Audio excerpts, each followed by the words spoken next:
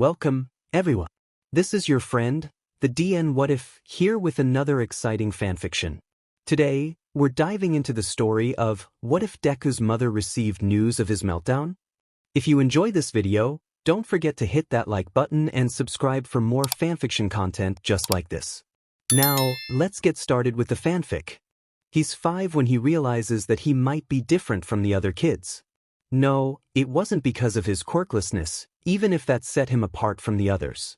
No, it wasn't the fact that he didn't have a dad, even if the other kids had one. No, it wasn't either of those things. Instead, it was the fact that people around him didn't notice the same things he did. They didn't seem to notice when everything became overbearingly loud, so loud that it caused his head to feel dizzy and his eyes to shut tightly. So loud that he'd have to clamp his small hands over his ears, begging for it to ease some of his discomfort. They didn't notice that there was something out of place, making him squirm in his seat, stomach clenched and shoulders up to his chin. And they certainly didn't notice when there was too many people. He couldn't focus, his eyes flitting between the kids and teachers alike, unable to stop on just one. Instead, to ignore the feelings, he'd have to focus on the things that were right about his surroundings. Like how wearing his favorite all-might zip-up hoodie felt.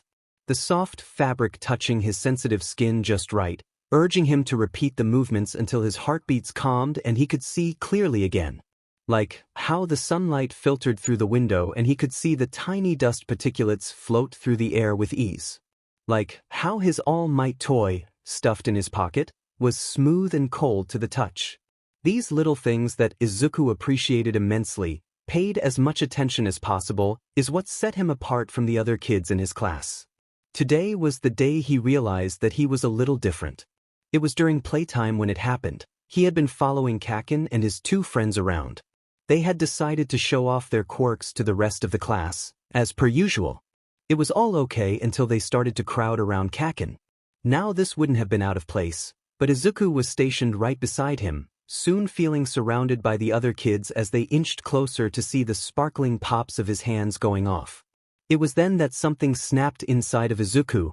The air was too tight and his chest could no longer expand or contract like it used to. His head felt like it was buzzing with unhinged energy.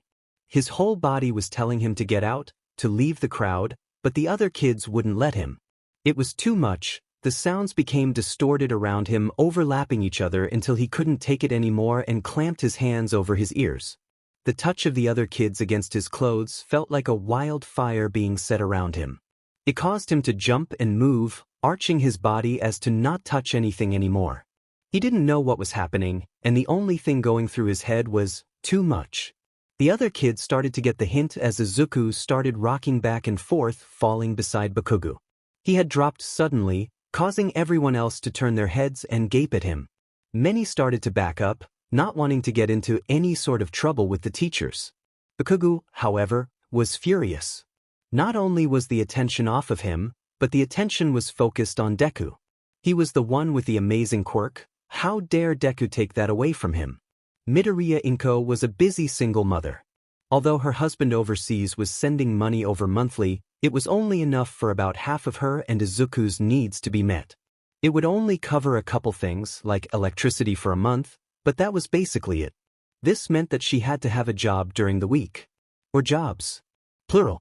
She had quickly discovered that due to being a single mother after not having a job for several years did her no favors. She had to keep 2 jobs in order to have enough money for rent, groceries, water, and anything her little Izuku would want. She wanted the best for her child, and she was willing to do anything, even if that meant taking jobs that restricted the amount of time able to see him per day. But Izuku hadn't seemed to mind. Instead, he had always been extremely happy to see her, never even asking where she was. Any time that she had come to pick him up, he was the same boy she's always known, overly caring and polite. Her jobs for the week consisted of being a receptionist for a well-known clothing business, as well as being a supermarket cashier. She had to juggle around her schedule frequently in order to be able to keep both jobs at the same time, but it gave her enough money for her and Izuku. Today, she was behind the counter, helping people check out fresh fruits and vegetables. She hadn't been very busy, but she knew that it wasn't exactly the before-dinner rush, when everyone hurried in to buy what they needed and tried to scurry out without hesitance. It was going as normal as ever. She had a chat with a few wonderful old ladies, talking about the prices and their days as they always did to pass the time as Inko counted the money, scanning in coupons, and checking for sales to help them. Her phone had been placed in her left back pocket, on vibrate as requested so she could still get emergency calls. Even though her boss had stated that phones were prohibited during work hours, they were kind enough to let her keep hers after she explained that she had a 5-year-old in school a bit far from them. After checking out a young man, she had decided to take her break for the afternoon. It was only an hour, but in that time she was always able to eat and check her emails, making sure her other job wasn't messaging her to come in. Sitting down in the break room, she took out her phone, checking for any news. Anything to pass the time. To her immediate surprise, as well as a bit of fear, the bright screen showed that Izuku's school had called her twice in the last 20 minutes. Panicking, she quickly dialed them back as fast as she could. Her palms were sweaty as she thought about every possible thing that could go wrong. Did Izuku get hurt? Was he sick? Did he get kidnapped? Was he in trouble? Did he get a quirk? No, Inko shook her head. They had been to the doctor, and he said it was impossible for Izuku to get a quirk with his biology. There was a short click on the other end of the phone, and Inko held her breath before breathing out. Hello, this is Midoriya Inko. Is my son, Izuku, okay? She quickly spit out. It was as if the words jumbled out. She was too jittery to continue with formalities. Yes, hello, this is the nurse. Your son seemed to have some sort of meltdown during recess and scared the other kids. He has been unresponsive to all teachers and staff. You are needed to pick him up. That was all Inko heard before piling all her stuff into her bag and rushing out the door clutching her things. She quickly rushed to the street, locating her car and slipped into the driver's seat. Swiftly putting the car into drive, she drove out towards the direction of her Izuku school. Her baby needed her, and she'd be dead if she wasn't going to get to him. Walking into the school, Inko rushed to the front desk, flashing her driver's license to be able to get to the nurse's office as quick as possible. Once they handed her the little sticker with her name and guest written under it, she fast walked over to the nurse's office. Although she doesn't know the school layout very well, she has already had to pick up Izuku a couple of times, either due to an upset stomach or fever. No matter how many times she's been to the nurse's office, she always has the same palm sweat anxiety on her. Her shoes kept making a loud clacking noise as she rushed through the halls, the sound echoing off the large cubbies in the hallway. She had finally reached her destination. A large nurse decorated the heavy wood door. Without much of a second thought, she gently slid open the heavy door, making sure not to rush her movements in fear of making Izuku's state worse. There in one of the stiff white cots located alongside the wall, was her boy. Izuku had tears pouring from his eyes, trickling down his red irritated cheeks and falling onto his hands, which were suching between holding his ears and jittering them out in front of him. His body rocked from side to side, going with a rhythm that seemed to comfort him best. As Inko got closer, the more her heart started to break. She hadn't seen him this upset in a while. The last time she saw him break down this bad was when he discovered his quirklessness, but it was a bit different than this. Before it was all silent, his body shaking with barely repressed anguish. But this time he was fully letting his body take the reins of his needs.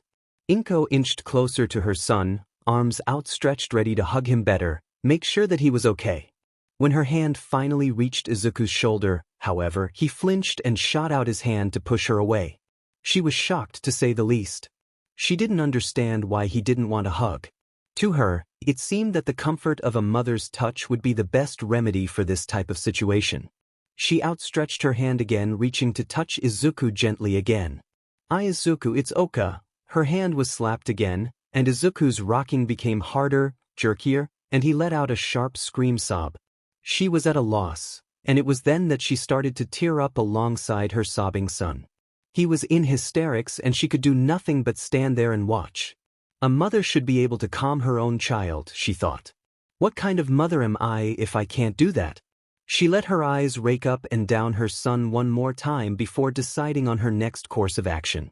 She needed to figure out some way for him to calm down. "Izuku, I'm here, everything's okay. she whispered, taking a soft seat beside Izuku. His rocking went back to the slow rhythmic pace she had first seen him displaying. She sighed a bit, feeling better now that she knew she wasn't exacerbating his condition. Izuku, I don't know what happened, but it's going to be okay, she continued. I'll make you katsudon when we get home, and you can watch All Might's debut if you'd like, she tried to coax. Izuku seemed to the outside that he wasn't listening, but being his mother helped her. She could see that he was starting to relax. Even though his rocking hadn't ceased, it had slowed, and he had stopped putting his hands over his ears.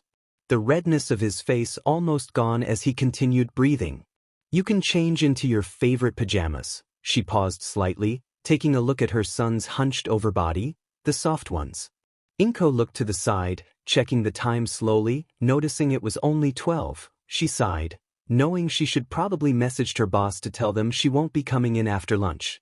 She decided to just wait it out. She didn't know if he had completely processed what she said or not, and knowing Izuku, he could easily become overwhelmed with anyone else's emotions in the room. If she showed any sort of frustration towards him, though she would never, he would freeze up and they'd have to start from square one. She waited, closing her eyes and taking deep breaths next to Izuku. She focused on something that wasn't her son, trying to ease the tension. After about 10 additional minutes, she could feel a small hand make its way to her arm. She popped open her eyes, looking down to see Izuku silently crawling into her lap, face pushed into her shoulder.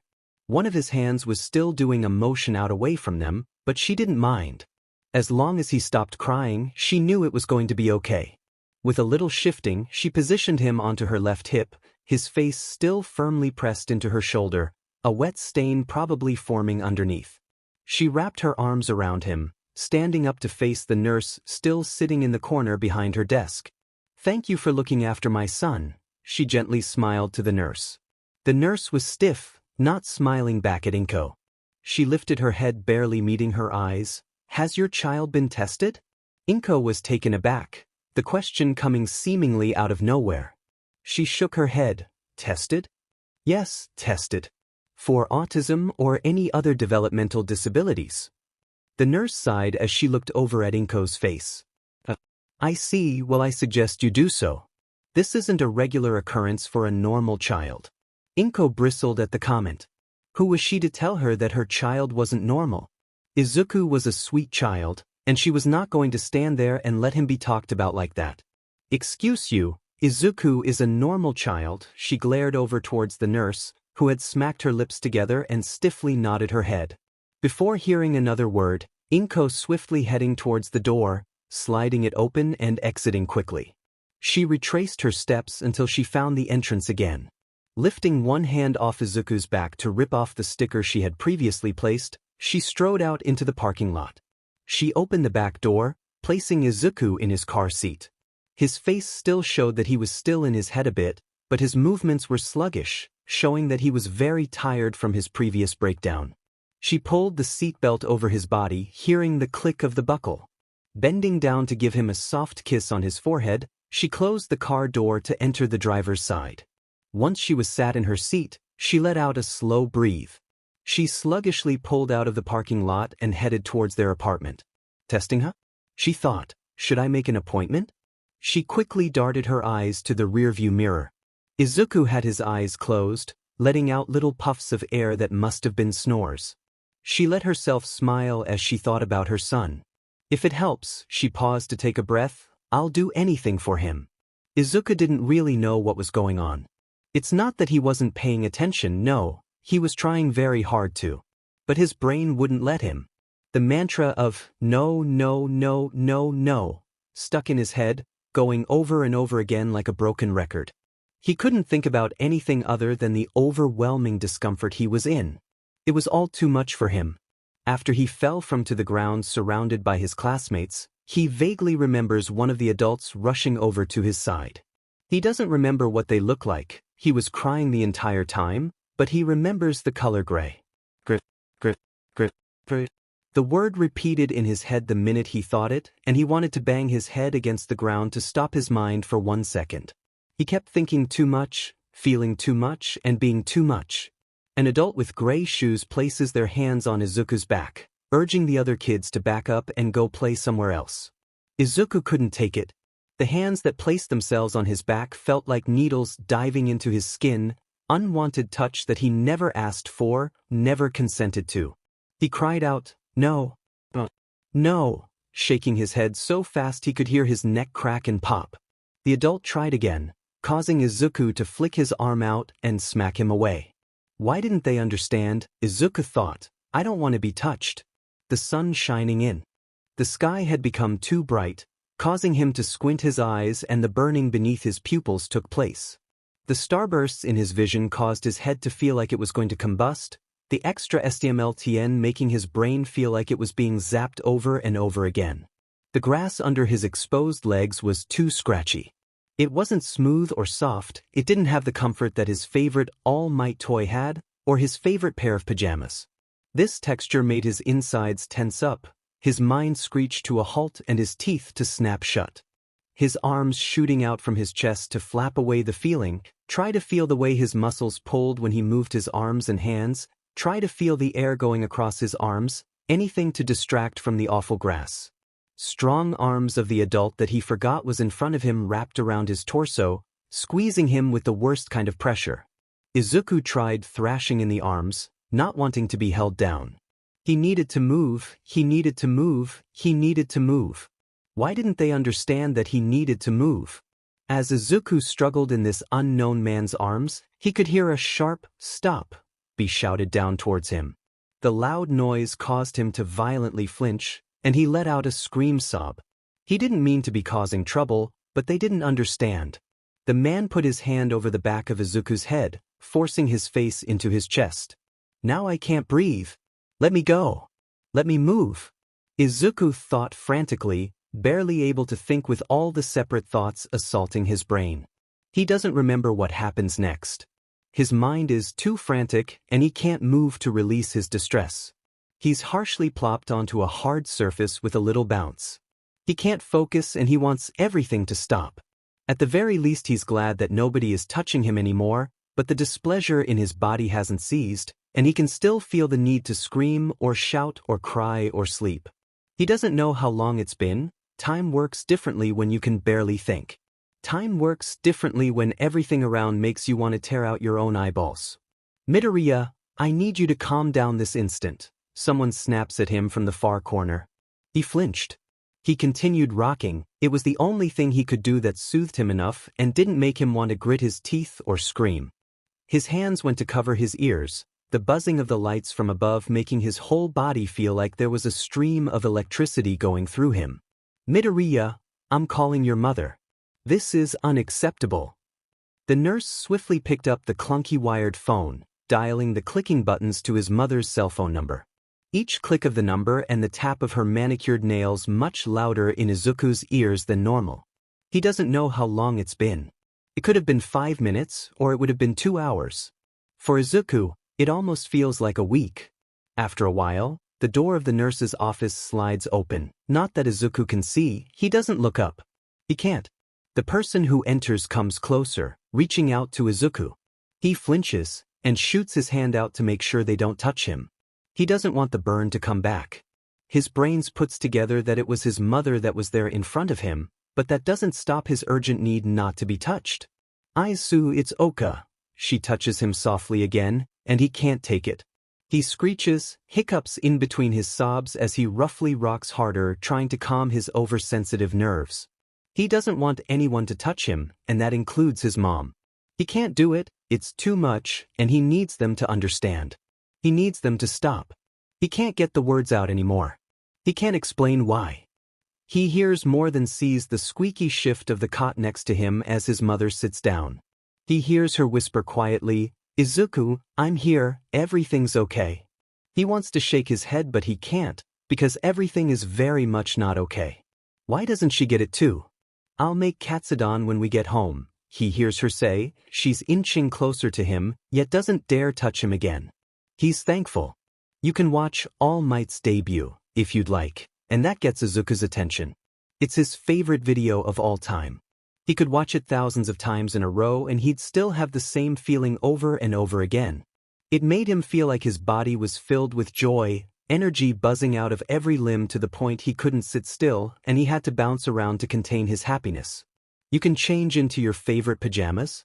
The soft ones? Now that really sounded well. After the awful textures Izuku has been put through this afternoon, he'd be relieved to feel any form of comfort. The more he thought about it, the more it sounded good, and the more his body started to calm down. His mother didn't say anything else, but Izuku was finally starting to calm down. He couldn't look at her face, but he knew that she was there. After a couple of minutes of deep breathing and stable thinking, Izuku was able to crawl into his mother's arms, desperate to feel the good pressure of her hands pushing on his back, and hear her heart beat next to his ear. The longer he was in her arms, the more tired he became. He still had tears slowly leaking, but they weren't rushing like they were before, and instead were starting to slow down and soak into his mother's soft shirt. He vaguely is aware of his mother talking to the nurse, but he's really too tired for his brain to process any of the words. It sounds like gibberish in his ears, a barely passing thought. He snuggles closer into his mother's arms as he feels her tense. She hikes him up one more time onto her hip, making sure not to jostle him too much. As his mom walks out the doorway, he can still hear the WhatIf of his mother's visitor sticker being torn off her shirt. His oversensitive ears begging her not to do it again, only just starting to calm down after all he's been through today. His body feels like melting jelly, and his head feels too heavy for his neck. He hazily notices being placed in his car seat, being kissed on the forehead by his mother, and then he blissfully falls asleep. Too tired from the meltdown. His relaxed state lasting just long enough that he sleeps through the whole car ride home, as well as his mother slipping him in his pajamas and placing him on his bed. When Izuku wakes up, the first thing he does is check his window. He doesn't know what time it is, nor does he know if it's even the same day as before. Slowly hopping off the bed, he is aware of being in his favorite pair of all-might pajamas. He hops on the ball of his feet as he opens the shades to peek outside. It's still light out, but the sun is starting to set, and a appealing purple and red wash over the clouds. It must be the same day, but the unease clenches his stomach. He hopes it's the same day. He doesn't want to miss dinner, or watching All Might's debut. He grips the bottom of his pajama shirt, rubbing his thumb against the soft texture as he walks to his door and into the hallway towards the front room of his apartment. The first thing he notices is the smell. It smells warm and savory. The smell of his favorite food wafts through the air and his stomach growls. I never had lunch with Kaken, Izuku remembers. I hope he's not mad at me. He softly patters over to the kitchen, stopping once he sees his mother. She's placed at the table, typing something away on her laptop with her cell phone close to her ear. Okay, that works perfectly. Thank you, Dr. Hime. We'll see you Wednesday. Goodbye. His mother talks into the phone with ease, finishing off with a sigh as she clicks the end call button. She spots Izuku looking and smiles down at him. Feeling better? She asks, voice soft and filled with love like always. He nods his head, cheeks puffing out. He hums out. It's almost 6. She gets up quickly to pull a chair out from the table, her hand urging Izuku to sit down. Let's have dinner, yeah? Izuku quickly bounces towards the chair, climbing onto the hard surface of wood, enjoying the coldness under his skin. His mom turns towards the stove, pulling out a bowl and scooping rice into it. She shovels the deep-fried pork on top and finishes it off with an egg. She quickly places the full bowl in front of Izuku, handing him a pair of chopsticks as well, so he doesn't decide to just go all in with his hands. Izuku grins wide, eyes sparkling as he looks at the food in front of him. He bounces in his seat a bit with excitement. Thank you, he says loudly, digging into his bowl quickly. It tastes amazing. His mother's cooking never ceases to amaze him. She always knows how to make his favorite perfectly, and it always tastes the same. He hums with his mouth full, causing some rice to tumble from his mouth and stick onto his filled cheeks. He hears a little giggle across the room, and he looks up to see his mother with her hand in front of her mouth looking at him. She smiles at him when she notices he's looking. After finishing his food in a couple minutes, Izuku is full and warm. He is comforted by the familiarity of it all. He revels in the feeling for a few minutes, later turning to his mother. Can I watch All Might now? He asks sweetly. He bounces a little in his chair waiting for his mother's response, hoping for a yes. He always watches All Might on the computer after dinner. "Let me just clean up first, then I can put it on for you," she says, grabbing his bowl from in front of him and turning to the sink. He hops off his chair, unable to stop his bouncing and hopping of excitement. He hops over to his mother's legs, bouncing with excitement as his barely contained energy leaks out of him, unable to stop as he patiently waits for his mother to clean up. "Izuku, I know you're excited, but I don't want you to get hurt. Back up a little, okay?" He nods his head and responds with a little "okay" as he backs up a bit, giving his mother space. He's so eager to watch All Might that he gets stuck in his head for a little bit, thinking about the video with a smile on his face. He barely notices his mother putting the last bowl onto the rack to dry. "Okay, little hero, let's go," and Izuku is off to the computer in a blast. If it were a cartoon, he'd have left a little dust cloud in his wake. He promptly dives into his room quickly, grabbing one of his All Might toys and dashes towards the large leather chair that sits in front of the desktop. He can no longer hold any more of his excitement back, and his eyes sparkle as his body rocks back and forth, the chair squeaking underneath him. He doesn't realize he's humming in anticipation until his mother comes walking up beside him, smiling down at him. "Ready?" she asks. "Yes." "Ready. Please, Mom." "Hurry," he says rapidly, eager to see his favorite hero save so many people. She laughs a little. Okay, afterwards you're taking your bath though." She clicks play, and backs up to turn out of the room. She shakes her head with a smile, and knows that she'll have to come back in 10 minutes to check on him after the video ends. Izuku sees All Might's smiling face on the screen. His chest swells with happiness as he sees All Might save so many people, able to announce his presence and protect civilians. He hopes to be able to save people one day, even with his quirklessness. He refuses to give up. He looks over to the All Might doll in his hand. "I'll become a hero too," he thinks. "I'll save as many people as I can." After the video ends, he goes to the mouse to click the replay button, but his mother enters the room and gets there before he can. "No way, Izuku, it's bath time now, then bedtime." She clicks the button on the monitor and it goes black. Izuku nods, understanding that he's not going to rewatch the video again, even if he really wants to. He doesn't want to upset his mom. Quickly rushing towards the bathroom, Izuku takes his bath, the same time he does every day. The water soothes his muscles, and he just now notices how sore he is from earlier. He washes his hair, hops out of the bath and grabs the fluffiest towel he can. His mother nudges the door open to leave his folded pajamas on the mat in front of him. Izuku eagerly gets dressed and bounces out of the bathroom and towards his bedroom. On the way there, he catches a glance in the window and sees that it is now dark outside. Nighttime, he thinks, heroes should be patrolling the streets now. Getting towards his All Might covered bed, he shuffles beneath the covers to get comfortable. He rearranges the stuffed toys on his bed, making sure they all are able to stay on through the night. He doesn't want any of them to feel left out. His mother enters his room with the click of the doorknob. She strolls over to the side of Izuku's bed and squats down. "We are going to an appointment on Wednesday, sweetie, so you won't have school that day," she prompts, looking directly at Izuku to make sure he heard. He did. He numbly nods his head, later ping it to the side. Why? He doesn't understand. He already knows he's had his yearly checkup with the doctor, and he knows he's not sick. "You're just going to do a bunch of fun games and tests. And nothing too stressful," she says, but he can detect a small hitch in her words, and he wonders why that happened. "I just wanted to tell you so you can remember." She reaches her hand over his comforter to tuck it in his sides. "Okay. I'll remember, Mom, I promise," he eagerly says with a smile. He shoves his head against his soft pillow to find a comfortable position. His mother smiles at him, leans over and gives him a kiss on his forehead, then stands up. She makes her way to the light switch to turn off the bright light, making sure his night light appears in the dark. She heads towards the door, halfway through before turning behind her. "Good night, my little hero," she says softly, exiting the room. Izuku smiles in the darkness. The day may have been bad for him, but he knows that his mom is always there. He scoots down so his chin touches the covers of his blanket, and he closes his eyes.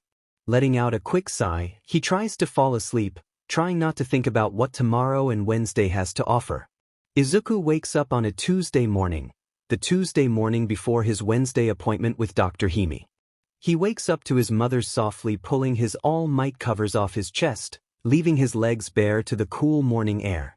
She walks over to the window and opens the blinds wide, letting in the ethereal streams of sunlight dance through. "Good morning, honey, time to get up for school," she says quietly, turning to his drawer filled with clothes. She quickly pulls out a pair of tan cargo shorts and a yellow graphic t-shirt with All Might's "I Am Here" slogan on the front of it. She grabs a pair of matching white socks and underwear.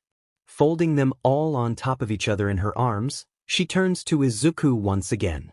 "Go brush your teeth and change into your clean clothes." She places the clothes on the end of his bed. "I'll be making breakfast."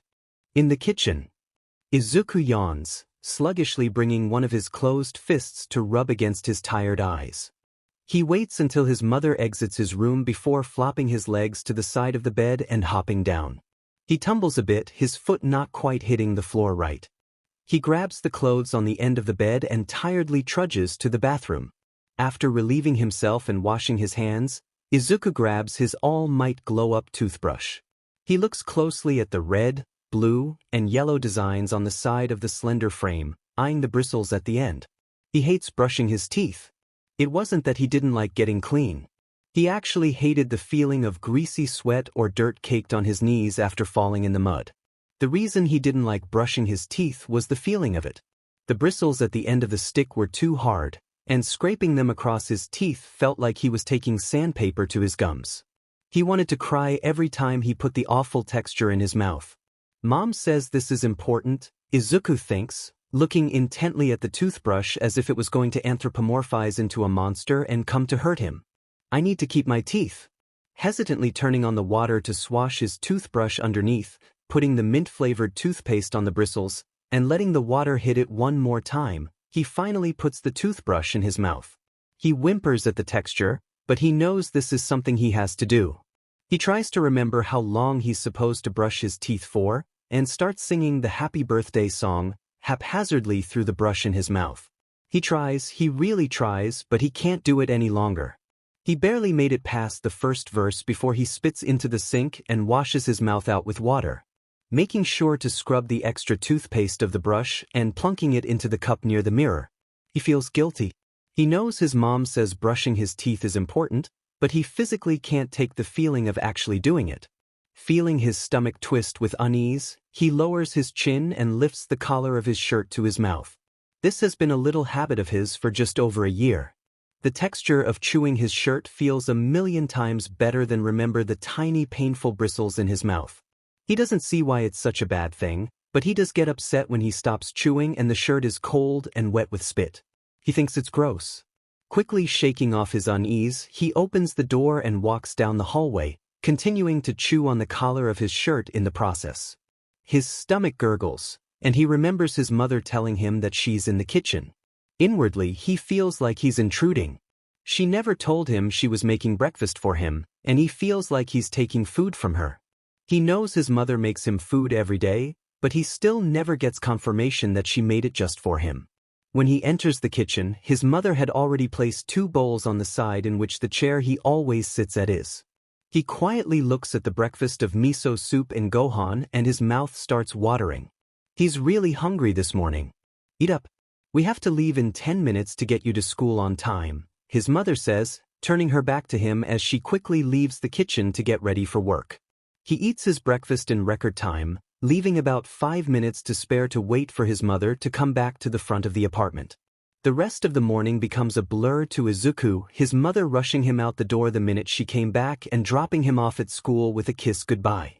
"Where did you run off to yesterday, Deku?" Bakugo spits out into Izuku's face. He flinched. He wasn't exactly expecting to be berated by Kaken the moment he walked through the door to his class. "Well, I went home," Izuku says, fingers twisting in the bottom of his shirt. He doesn't want to look him in the eye. He doesn't want to see how mad Kaken is. "Home? Are you stupid? What the hell happened? You thought you could just do that CRP and leave?" Bakugo gets closer to Izuku's face, shoulders almost touching shoulders. Izuku thinks about how to explain what happened yesterday, but he really can't put it into words. Even he doesn't exactly know what happened. The questions Kaken just asked stuck in a pattern in his head, repeating over and over until he decides to answer. I'm not stupid, that's mean Kaken? Izuku looks down even more. His hand unhooking from the bottom edge of his shirt to anxiously flick his wrist. His ears can detect a faint grumble of useless Deku in front of him. Well, you looked stupid. Bakugo yells, stomping his foot and turning away from Izuku, stalking over to his table. He plops down in his chair and glares at Izuku from afar, letting out a huff and turns his head away. I guess he's done talking with me, Izuku thinks. It's my fault.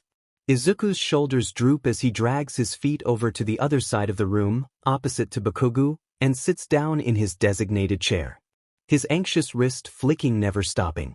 He faintly wonders if Kaken is only mad because he missed lunch, but shakes his head. He probably messed up some other way too, like he always does. The bell rings and the teacher stands up in front of the class. The day goes on pretty normal after that. His class was learning hiragana, and Izuku is excited to be able to put his thoughts on paper. His first thought is that he can finally put all his quirk knowledge into a collection and keep it forever with him. The thought excites him immensely and he almost feels like he's bouncing out of his chair.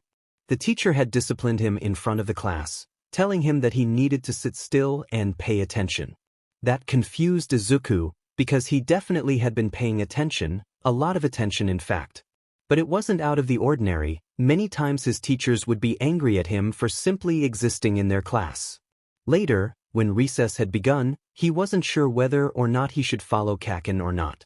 He was aware that he was mad at him, but he usually hung out with Kaken and his gang every day, and the idea of diverging from his usual system caused him to get anxious. He quickly decides that he should hang around Kaken anyway, and joins their group, which was located across the playground. When he met up with the group, he sees that Bakugo quickly looks Izuku over, but ignores him for the rest of the time. Anytime Izuku tried to ask Bakugo a question, Bakugo would look over to the two others next to him. Hey, do you two extras hear anything?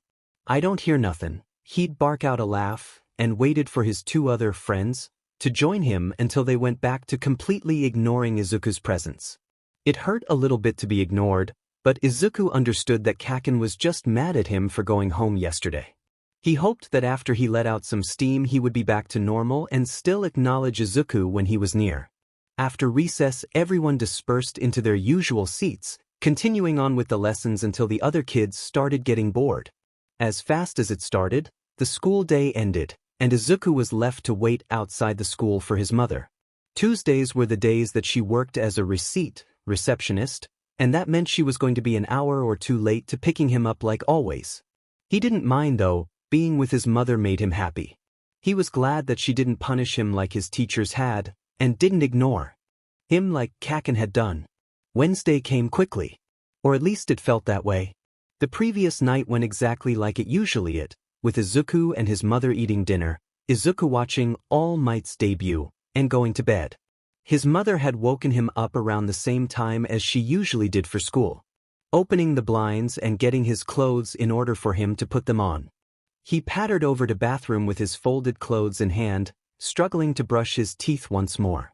After his mother got ready for the day in the other room, she rushed Izuku out the door and into their small blue car. She had buckled him up, giving him a rushed kiss on the forehead before jogging to the front driver's seat and pulling out into the street. Izuku didn't understand why she was moving so quickly, and the jumbled motions of his mother were riling his anxiety up.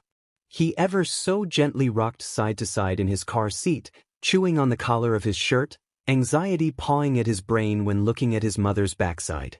He was extremely aware of how her fingers tapped on the steering wheel, following a rhythm of their own. His eyes and mind focusing too greatly on each tap, stomach jumping every time with nervousness. Am I in trouble? Izuku asked softly after a while, unable to sit still with his mother's nervous energy filling the car. Izuku's mom halted her tapping, taking a quick look in the rearview mirror to peer at Izuku.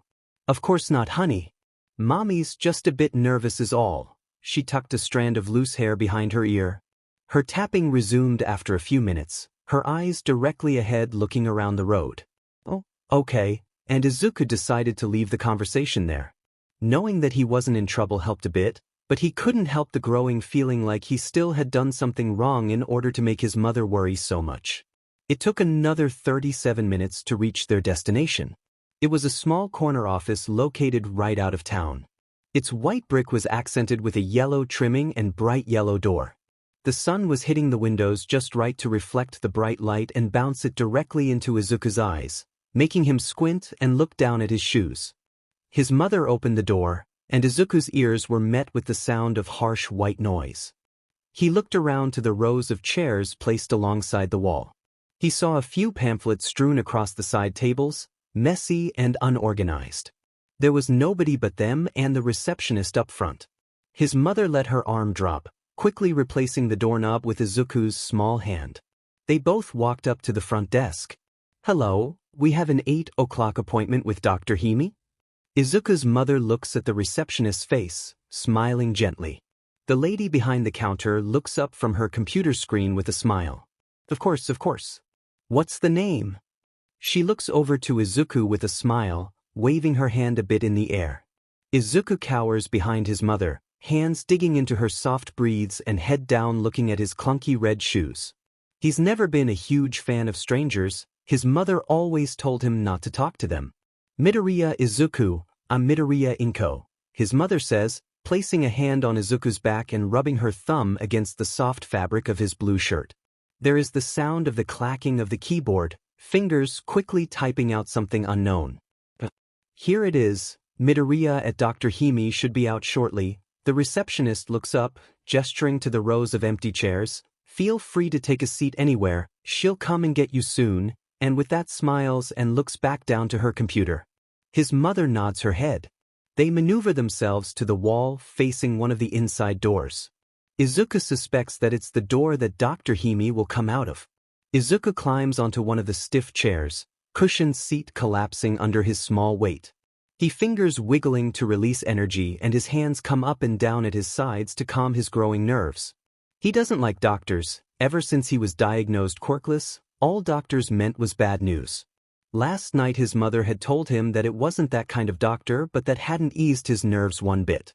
His mother did say that it was just going to be some games. He liked games. Apparently, they had only arrived 5 minutes early, because after 5 minutes of sitting quietly in uncomfortable chairs, a woman came out of the wooden door in front of them. She had black hair pulled into a high ponytail behind her, rectangular glasses hung off the tip of her nose, and a blue striped button-down blouse. She wasn't thin, but she wasn't overly heavy either. She was right in between, perfectly average. She strode closer to them both, his mother standing up from the chair to hold her hand out in greeting. The woman quickly took it. "Hello, I'm Dr. Hime. You must be Mrs. Midoriya, correct?" Dr. Hime said. Her voice rose just high enough that Izuku could hear her over the loud white noise. His mother did an awkward laugh, shaking her hand. "Yes, that's me, huh?" Dr. Hime turned to Izuku, who was still sitting in his chair, arms moving to his shirt to touch the hem.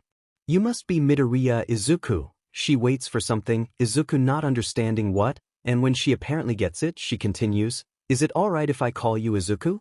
You can call me Hime if you'd like." Izuku blushes, not used to adults being so lenient on formalities. His fingers twist in the fabric, riding his shirt up so his belly button is visible. He turns his head to the side and nods lightly. Hime's smile beams, her straight white teeth gleaming, as her eyes crease with the Duchenne smile. "Wonderful!" She claps her hands together, not making much of sound besides a muffled squish.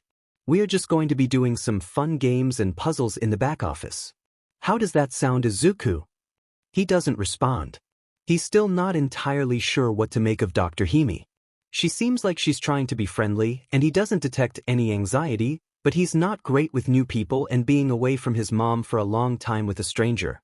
He puts his index and thumb up to his chin, crunching his eyebrows down to think.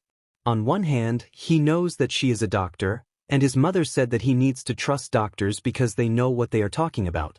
But on the other hand, Dr. Hime is a complete stranger and he doesn't know if he can completely trust her yet. In front of him, Hime laughs. He looks up, confused. "Let's head on back, okay?" She stands up straight, beckoning Izuku with her arm and hand. He looks over to his mother who is looking at him. She nods with a smile, going to help him out of his chair. He hops out of his chair, tumbling on the floor until he stands up straight, chin down to catch the collar of his shirt. "Okay," he says quietly underneath his breath. His mother sat back down in her chair, watching Izuku and Dr. Hime go through the back door. "Okay, Izuku." Hime takes out a couple multi-patterned cubes. "I'm going to pull out a paper that has a certain pattern on it, and I want you to copy that pattern with the blocks, okay?" She looks over to Izuku who is peering at the blocks. He pulls the collar up to his mouth to chew. He nods his head. "All right," he says quietly. She shows him pattern after pattern. The longer they go for the more intricate they get. Izuku feels like he's somehow messing up. He feels like he's being tested and that this isn't actually much of a game. But he must have been doing something right because Dr. Hime just keeps smiling at him, looking down at her clipboard and back up to his hands playing with the cubes. After about an hour of playing with the patterned blocks, Dr. Hime tells him that it's time for a new game. "I'm going to tell you a couple words, and I want you to say the first thing that comes to mind. Sound okay?" Izuku has eased up over the past hour. He's still tense, but he isn't as anxious as he was before. "Yeah," he says, nodding his head a couple times quickly. "Okay. I like the enthusiasm." She flips one of her papers that was on the other side of her clipboard. She starts listing off words. Play. Heroes. Izuku bounces in his seat. School. UA. Home. All Might. Dr. Hime nods, writing something down with a click of her pen. It goes on and on like that. Every word the doctor says, Izuku retorts back with something relating to heroes and All Might. It's his favorite subject in the world, and he knows how to apply it to everything. He thinks that if he were at home right now, he would try to watch All Might's debut video as many times as possible, trying to find more pictures and videos of him on YouTube. They go on for a few more hours, changing up tests and games. After 6 hours of non-stop interaction, Izuku starts to feel tired. He had been allowed breaks for snacks and the bathroom, but he's exhausted from talking and interaction with Dr. Hime. He wants to go take a nap, but he remembers taking a nap only happens after school, and he doesn't want to break his schedule. After all, he never did go to school today. With the session closing, Dr. Hime asks him a bunch of questions, asking him to answer as honestly as possible. Izuku thinks that it would dumb to lie about himself. He nods. Do you feel like you are sensitive to sounds? Izuku's eyebrows shoot up to his hairline. He's surprised. Nobody has asked him that before, but he definitely can say that he is. He nods his head. Yes, school is really loud. And the grocery store. Oh, and the park. Dr. Hime nods her head understandingly. Is following the teacher's instructions difficult when you are in class? He thinks about it a bit. His teachers always discipline him whenever he moves around too much, and a lot of the time he doesn't understand what he is doing wrong. He thinks about the tests and assignments he usually has to do. A lot of the time, he feels like the instructions are always a little too vague, they never give him an idea of what he actually is supposed to do, and like they are skipping something super important. He gets bad grades whenever he answers a question wrong because the teacher phrased it confusingly. Izuku nods his head again. School is really confusing. His voice grows quiet, eyebrows scrunched as he flicks his wrist with anxiety, thinking deeply about school and what he most likely will be doing tomorrow in class when he's back. He wonders about Kaken too. Do you feel it's easy to talk with kids your age? Dr. Hime places her clipboard on her lap, resting her hands on the hard surface. Izuku looks down at his hands, teeth anxiously chewing his lip raw. He flicks his wrist a few times in concession. He's always had a hard time connecting with the kids in his class. He always feels like he says the wrong thing or that they don't like him. He thinks about Kaken and how he never can tell what he's thinking or what he's going to do. Whenever he talks with him, he always gets yelled at, and the other kids laugh at him when he says something serious. All he wants to do is be able to be friends with him. He wants to be able to connect to kids and have a bunch of friends. He feels lonely and he doesn't know what he is doing wrong. He just knows that when he tries, everyone thinks he's stupid, or they don't understand his games or what he likes to do for fun. Dr. Hime picks up her pen again, going to write something down on her clipboard. I don't get the kids in class, he says slowly, quietly. They are really confusing and it makes me upset. I don't get it. He talks so quietly barely anyone can hear him, including himself. Dr. Hime keeps asking questions for 42 minutes. Okay, Izuku, we are finally done. She goes to stand from her chair in the office they were placed in. Let's go out to your mom. She opens the wooden door again, Izuku trailing behind her sluggishly, feeling the exhaustion of interaction 10 times more now that he was done. When he's back out in the waiting room, he stares out the window. The sky is clear, there isn't a cloud in sight. Apparently without his knowledge or attention, Dr. Hime and his mother were talking in conversation behind him. But it was too much for today, he already interacted so much, and his head felt like it was too filled with goop to actually think anymore. He really wanted a nap. The anxiety from earlier also catching up with him. Izuku doesn't notice when he started rocking side to side, but it's soothing and he doesn't want to stop. He just wants a nap. He is starting to feel irritated and anxious. He wants to cry. He doesn't entirely know why, but his emotions are too much for him. Dr. Hime looks to him, and apparently sees the urgency. With a quick smile and handshake with his mother, they are off out of the front door and driving back to their home.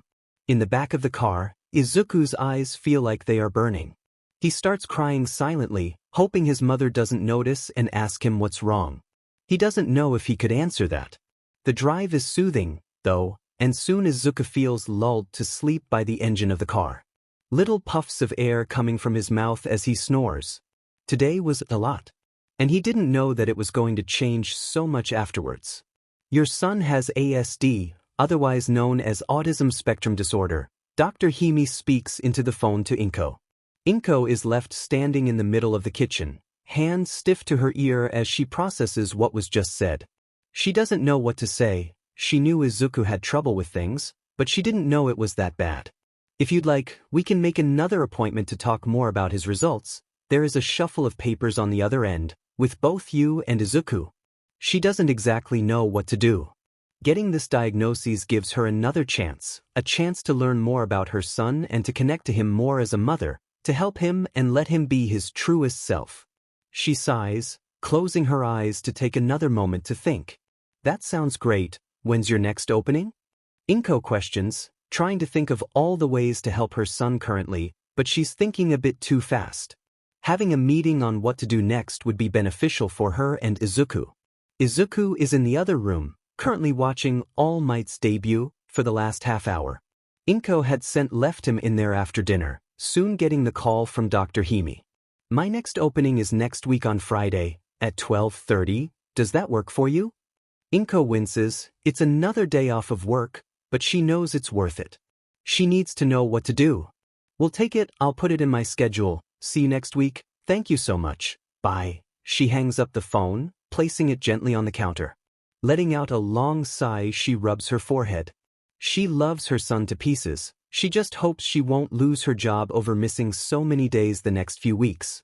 She can't afford to lose a job when she's a single mother raising a child. Izuku swings his legs on a big silky blue couch.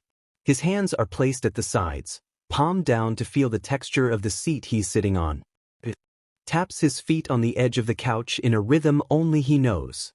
Next to him, his mother is placed, holding a small notepad writing short notes in frantic concession. She's intently listening to Dr. Hime explain things about something, but Izuku only heard a couple words. He was focusing more on the pattern on the floor rug. It swirled with multicolor yarn, blending together in pattern after pattern. The words he caught were autism, therapy, and accommodations. All those were new to him. He's never heard them before. He runs his hands over the couch texture one more time. What's an autism? He asks, looking down at his hands. The silky blue cascading through his fingertips. The two adults in his room stop their conversation, looking towards the small boy on the couch. Dr. Hime turns her body more towards Izuku, looking at him intently. It's something you have. Izuku, you are autistic. It means that your brain works a little differently than others. She pauses, letting him sink in the information. He thinks about it. To him, everyone is obviously different. A lot of the times it's because of their quirks. So this is... He bounces up and down, suddenly extremely excited, his arms shaking, moving around with gusto. His eyes light up with this new knowledge. Is autism my quirk? He asks excitedly, his voice picking up volume as he looks over to his mom with hopeful eyes. His body is continuously bouncing. Dr. Hime chuckles across from them. No, Izuku, autism isn't a quirk. It has to do with how your brain functions and processes different things. She reaches over to her side, grabbing a RBB Kush ball from a basket underneath her side table. She hands it over to Izuku. He hesitantly touches it, reveling in the smooth good texture running over his hands. His hands stop his excited motioning to instead play with the RBB tassels that extend from the ball surface. His shoulders droop when he processes what Dr. Hime said, how this isn't his quirk, and he still is quirkless, and probably will stay that way. Oh, okay. He feels the need to cry. He felt stupid, just like Kaken had said. He had gotten overexcited about possibly getting a quirk, but forgot that the doctor had told him it was impossible. Dr. Hime had apparently caught onto his sudden mood change.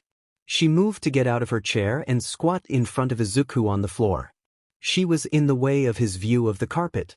Izuku, she puts her hand next to him on the couch. There is nothing wrong with being autistic, nor is there anything wrong with being quirkless, she finally says after a pause.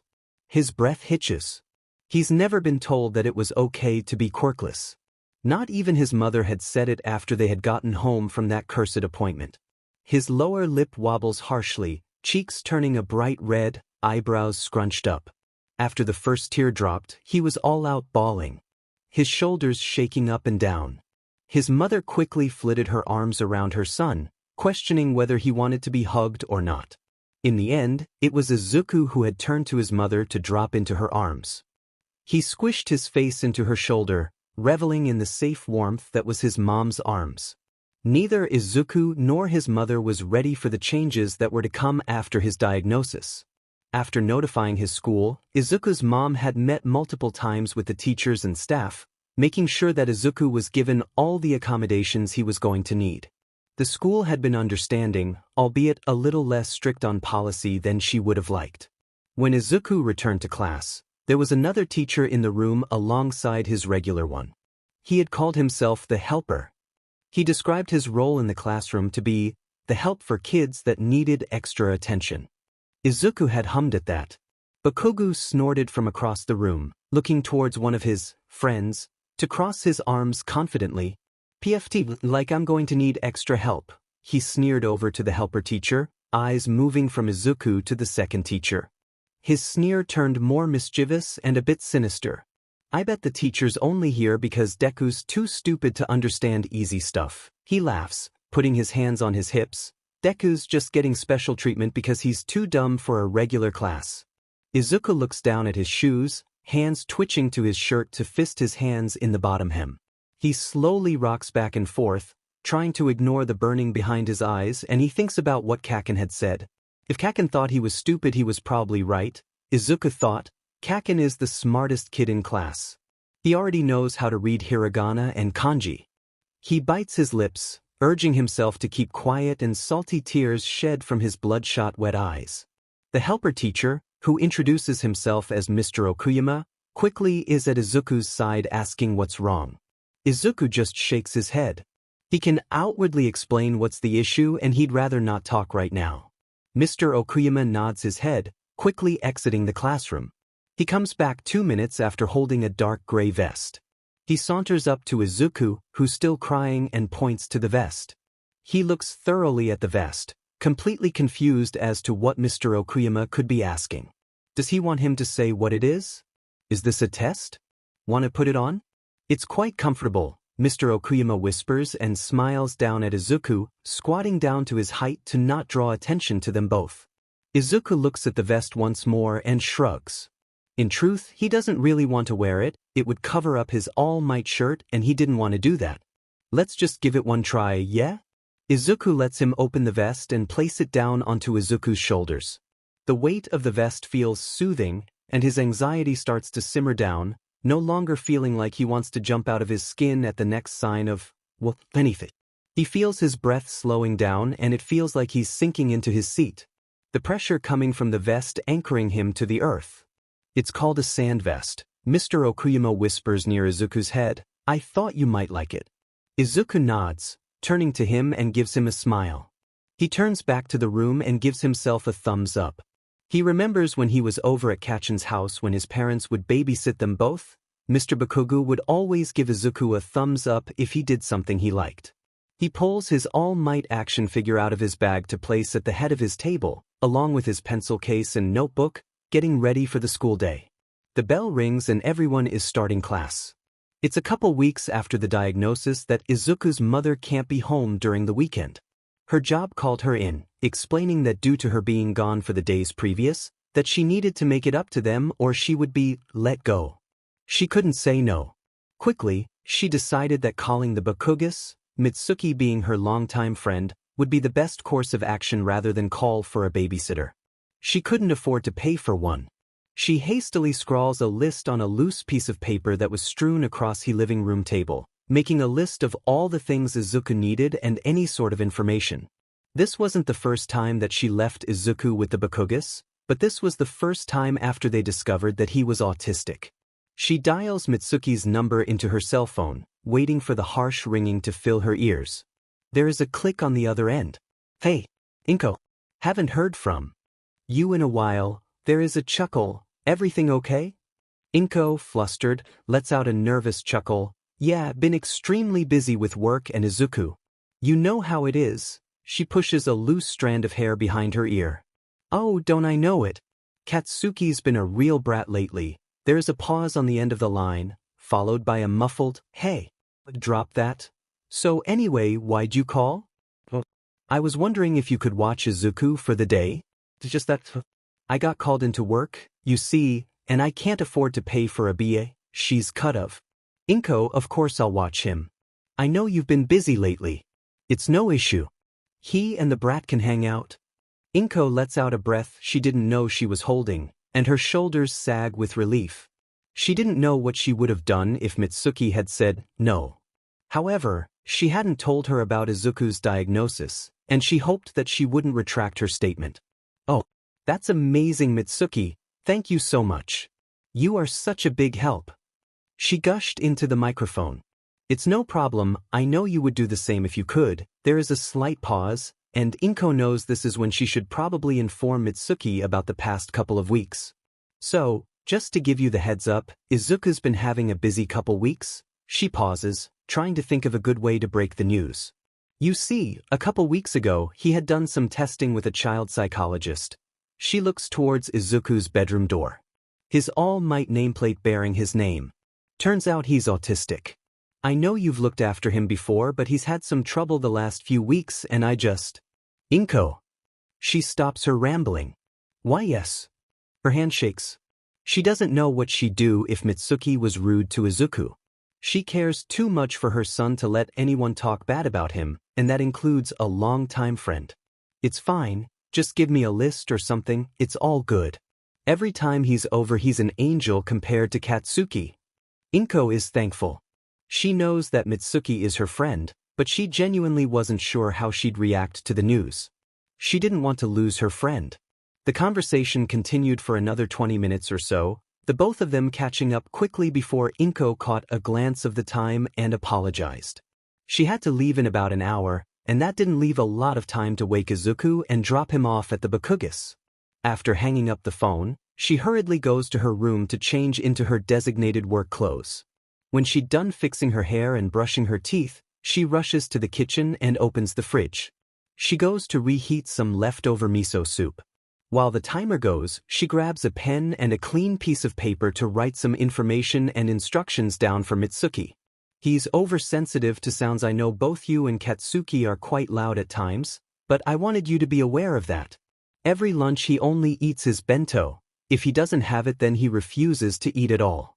In his bag there is a few manipulatives to help him if he gets anxious or stressed.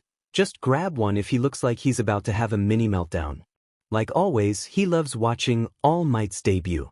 Try not to have him watch it more than twice. He usually watches it after dinner. If you can, I'd bring up some help guides on the internet. It's helped me the past couple of weeks. After adding a few more small details to the list, She folds it and places it in her back right pocket. She really hopes Izuku will be okay. She knows that he's been over before, but she is new to this and she hates seeing Izuku upset. The timer dings and she goes to fill a clean bowl with miso soup. Izuku is excited. He gets to hang out with Kaken all day. Kaken's so cool, Izuku thinks with his eyes sparkling with enthusiasm. His quirk is amazing. He bounces on the ball of his feet with excitement, his mother grabbing his hand to knock on the door in front of them. He can't help but to move around. He shoots his arms out to shake out the energy building inside of him. The door swings open after a few seconds, revealing a put-together Mitsuki. "Hey you both, come in. Come in." His mother loosens her grip on his hands, urging herself and Izuku to take off their shoes. As they both step into the front hall, Mitsuki is looking behind her shoulder. "I really have to get going. Work starts in 30 minutes, his mother says, shifting her body to take out a folded piece of paper out from her right back pocket. She hands the paper over to Mitsuki, who unfolds it and quickly schemes the words. Mrs. Bakugo looks up, waving her hand. "Of course, Inko, I'll take care of this little guy, no problem." She puts her hands on his mother's shoulders to turn her back towards the door, urging her out. "Get a move on. You can't be late. It'll be fine here, you have no reason to worry." And with that, Izuku's mom is out the door and moving towards her car. Izuku is briefly anxious. His mother always kisses him goodbye, but Mitsuki had pushed her out before she had the chance. He picks at his graphic t-shirt, suddenly feeling the need to cry. Mitsuki looks down at him briefly, and then bends down to unhook his arms from the straps of his backpack. She places his yellow bag beside the wall, propped up. She stands back up fully, cracking her neck briefly before turning around and motioning for Izuku to follow. "Let's go find Katsuki, you two can play together," she walks forward. They reach Katsuki's room, and Mrs. Bakugo opens the door without knocking. It causes Izuku to flinch a bit, confused. The rule was to always knock before opening the door, he thought. Why didn't she do it? There is a screech on top of the bed in the corner of the lit-up room. "Hey, Hag, what the?" Katsuki looks at his mother, then his eyes trail down to Izuku placed just a little behind her legs. His shoulders raise and he jumps out of bed, pointing one finger towards Izuku. "What the hell's Deku doing here?" he spits out, eyes narrowing. His mother comes forward, smacking him on the shoulder. "Manners, Katsuki. Mind them," she yells, crossing her arms. "His mom is working, he's going to be hanging out with you today." "What?" Katsuki roars. Izuku cowers a little behind Mitsuki's legs, hands coming up to his ears to block out the loud sounds. "Hey, pipe down." Mitsuki shoots back, just as loud as her son. Izuku squeezes his hands tighter over his ears. "I don't want to play with stupid Deku," Katsuki mumbles angrily, shoulders bristling with irritation. "Too bad, brat," she shoots back, moving around Izuku and walking out the door, leaving Izuku to be standing in the middle of the room. Katsuki eyes Izuku angrily. Izuku looks down at his socks, body gently moving back and forth. Katsuki scoffs. He mumbles a whatever, barely audible, and turns his back towards Izuku. He quickly whirls around after he made his bed, crossing his arms over his chest. "So," he huffs out. Izuku looks up, eyebrows shooting up. Izuku's eyes sparkle with an idea. He bounces a little up and down. "Wanna play heroes?" he says quickly, hands and arms in front of him going up and down, excited. Katsuki puts his hands on his hips. "You can't be a hero without a quirk," he smirks. "So that means you have to play the villain." He finalizes. Izuku bites his lips, eyes stinging. He doesn't care what Kaken says. He knows he can be a hero no matter what. But I want to be a hero too dash. He gets out, words tumbling from his mouth in a sloppy fashion. Katsuki barks out a laugh. "Don't be an idiot, Deku. Nobody as useless as you can ever be a hero. Just be the villain already." Izuku flaps his hands at his side. He really doesn't want to be the villain. But, from in front of him, Katsuki sighs angrily, moving his hands up in an exasperated expression. "I'm the hero, Deku. Not you. I have a cool quirk." He turns away from Izuku. "Just go away, I don't want to play with you anyway." Katsuki moves to grab a book from his desk and plops himself back on the top of his bed. Izuku shakes his head. Kaken, I can't go away. He rubs his hands together. Fine. Just sit somewhere and leave me alone, he spits out. Today was going to be a long day. Turns out, being around two very loud people constantly in shouting matches with each other isn't great when you have sensory issues. It's after the fourth time that he was stuck in between Kaken and Mitsuki in a scream match that he breaks. His hands are clasped around his ears, and tears are slowly falling from his eyes. Neither Katsuki nor Mitsuki has noticed his predicament yet. With each loud word, he feels like he's jumping out of his skin. His brain feels like electricity is shoving itself through it, leaving his brain feeling muddled and foggy. He drops to his knees, curling his body around himself, hands still harshly placed over his ears. He misses his mom. He wants to go home. He doesn't know what's going on with Kaken. He doesn't understand anything right now. He doesn't even notice that the shouting has stopped and Katsuki is stuck stiff, staring at him while he curls on the floor. His mother hurries over to Izuku, squatting down. Hey kiddo, I'm sorry for yelling, I forgot you don't like that, she said as softly as a Bakugo could, which was practically a normal volume. He doesn't respond to her, he's still too overstimulated from the yelling. What the hell's wrong with him? Katsuki screeches from a couple feet away.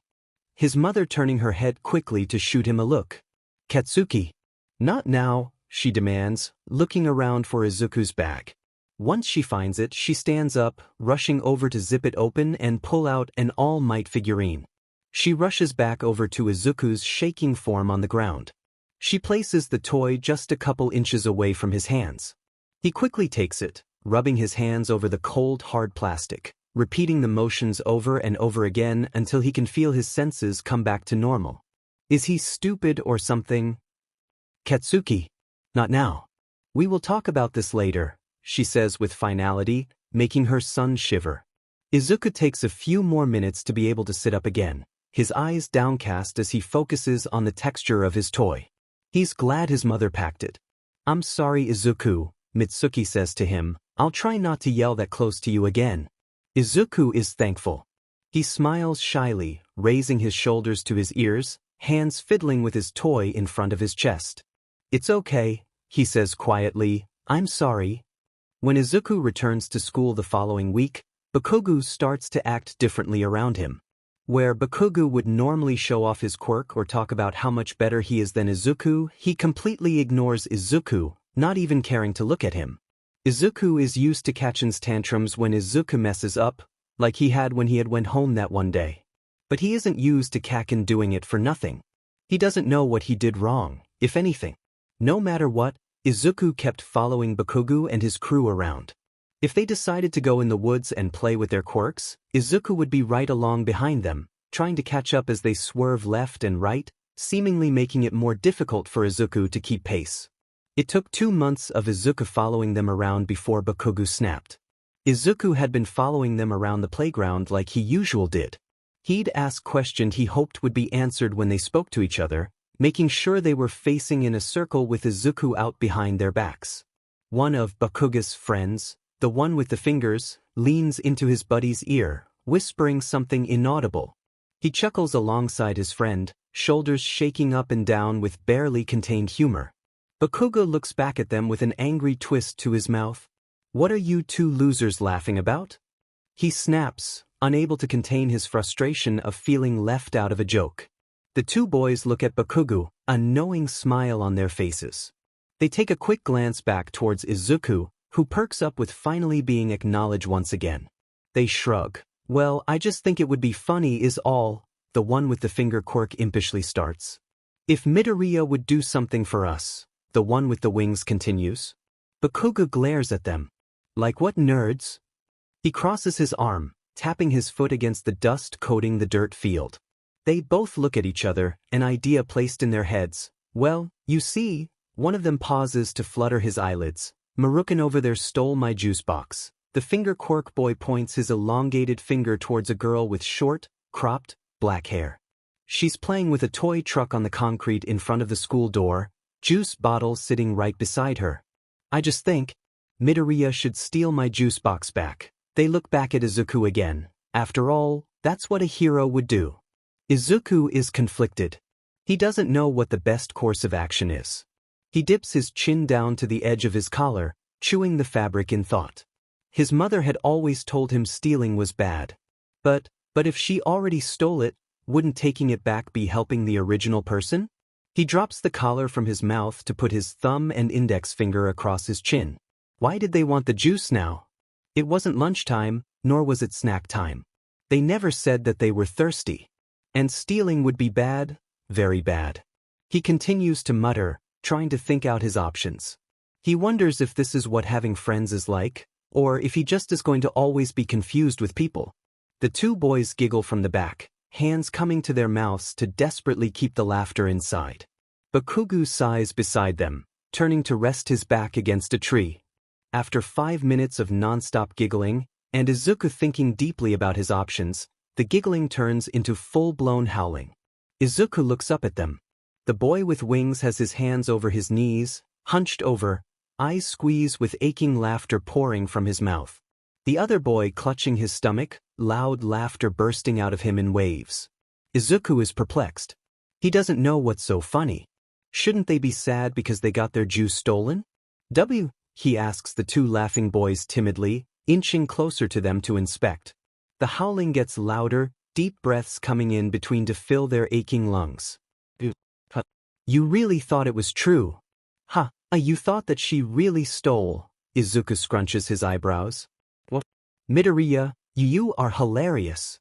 You really are stupid. You can't even tell when I'm lying, huh?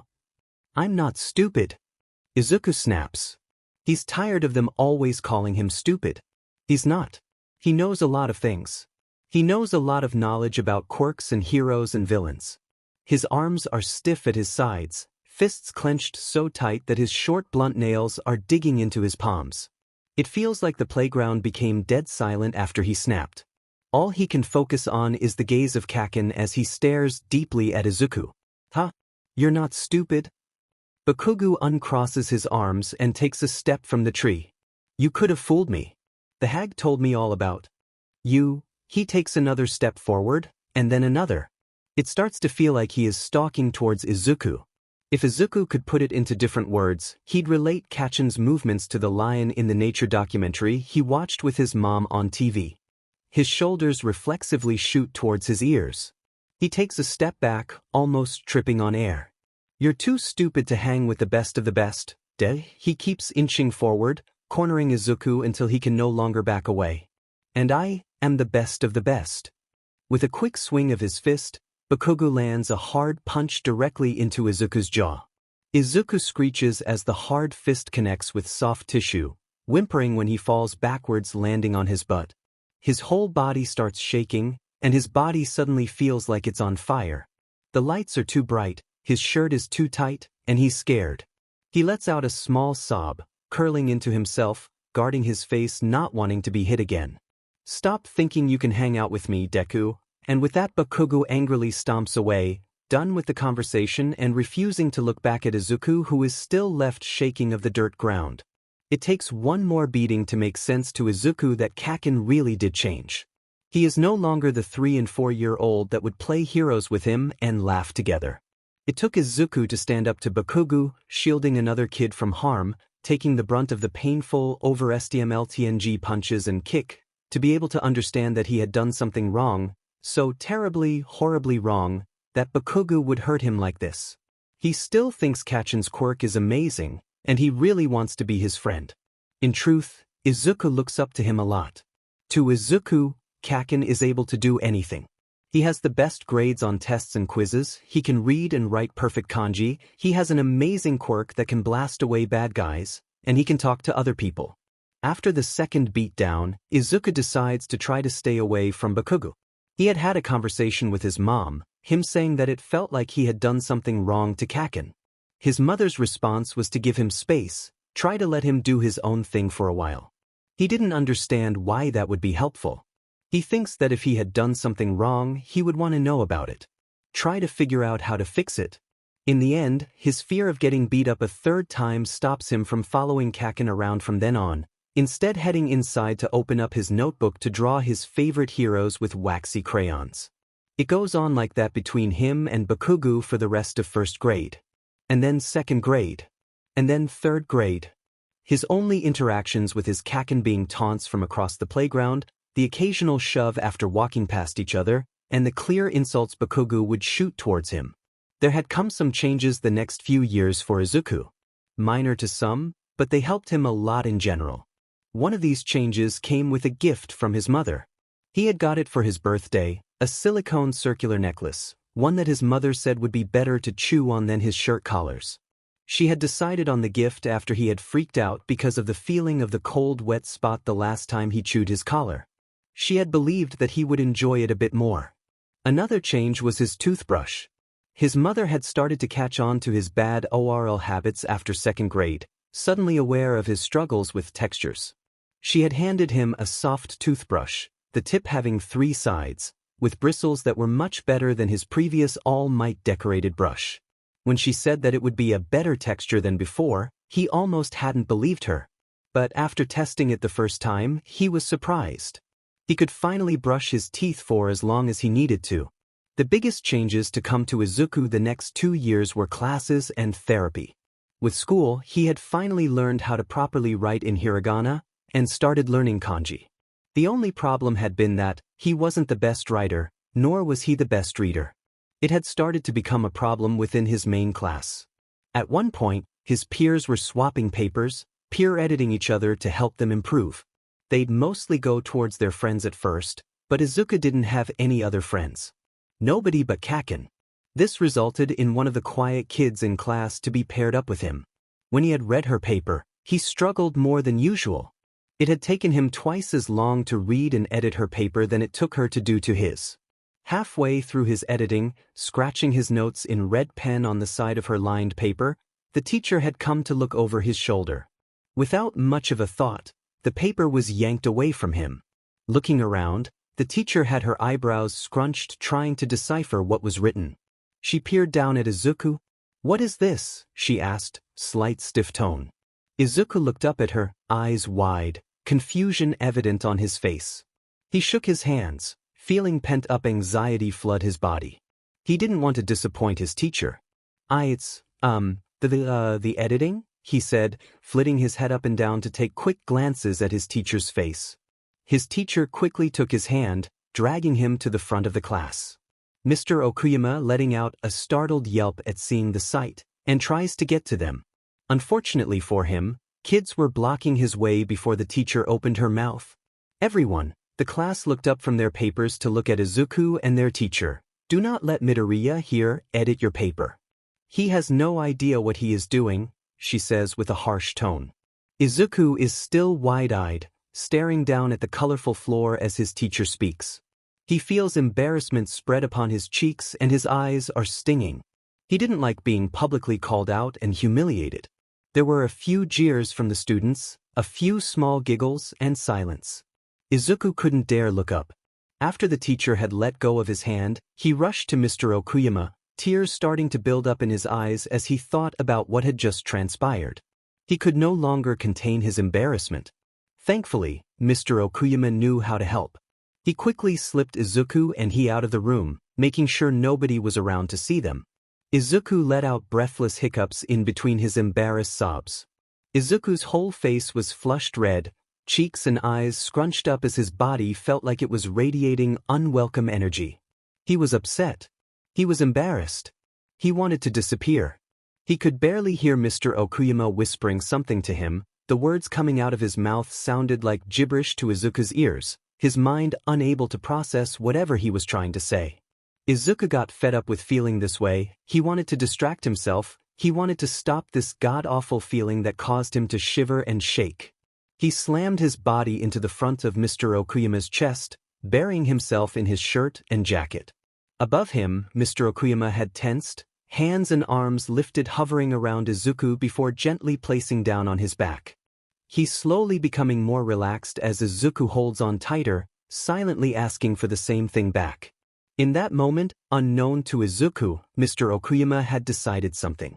He had decided that Izuku was no longer going to participate in activities that were too advanced for him. He could see how upset it had made Izuku, but with his limited power he had no control over the situation.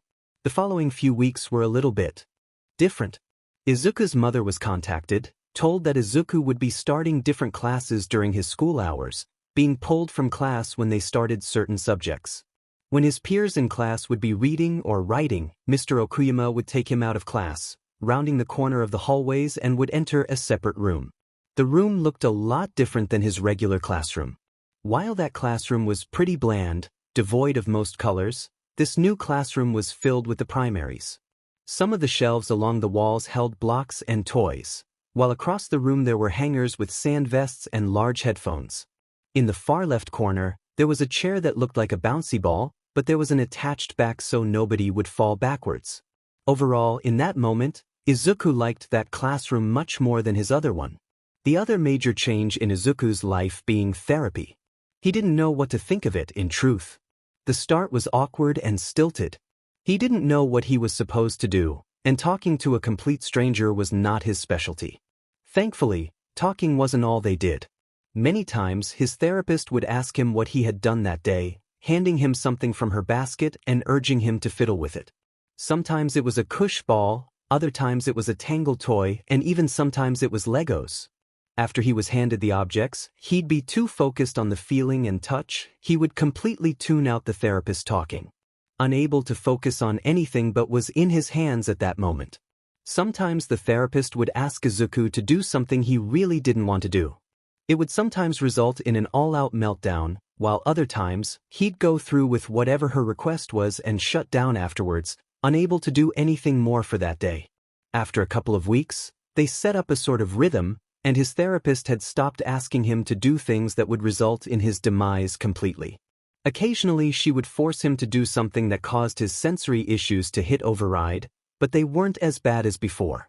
Instead, most of what they did was talking, and if Izuku didn't feel up to talking one day, she would allow him to play with anything in the room or sit on the swing in the right corner of the room. He was given flashcards, and so was his mother, and told to practice them. In truth, Izuku didn't completely mind therapy, but it wasn't his favorite thing to do. If he was to be honest with himself, he would much rather stay at home, cuddled up in his room with an open notebook and pencil in hand, writing down facts and research about heroes and quirks. He had told his mother this, after a few months of going, and she nodded her head. To his surprise, a month later, his mother told him that he didn't have to go back if he didn't want to. She had told him that they could practice things at home together instead, when she wasn't at work. He had quickly said yes. He would much rather spend time with his mother than some random therapist lady that barely listened to him when he said he was uncomfortable. He was thankful, he was overjoyed to know that his mother cared about what he had to say. He felt as though many others wouldn't care for what his opinions and feelings were, instead to shove their own in his place. After the big decision to stop with that therapist, his mother was home earlier. They'd play together and do puzzles together before dinner. She'd help with homework and make dinner while he would be essing into his hero notebooks.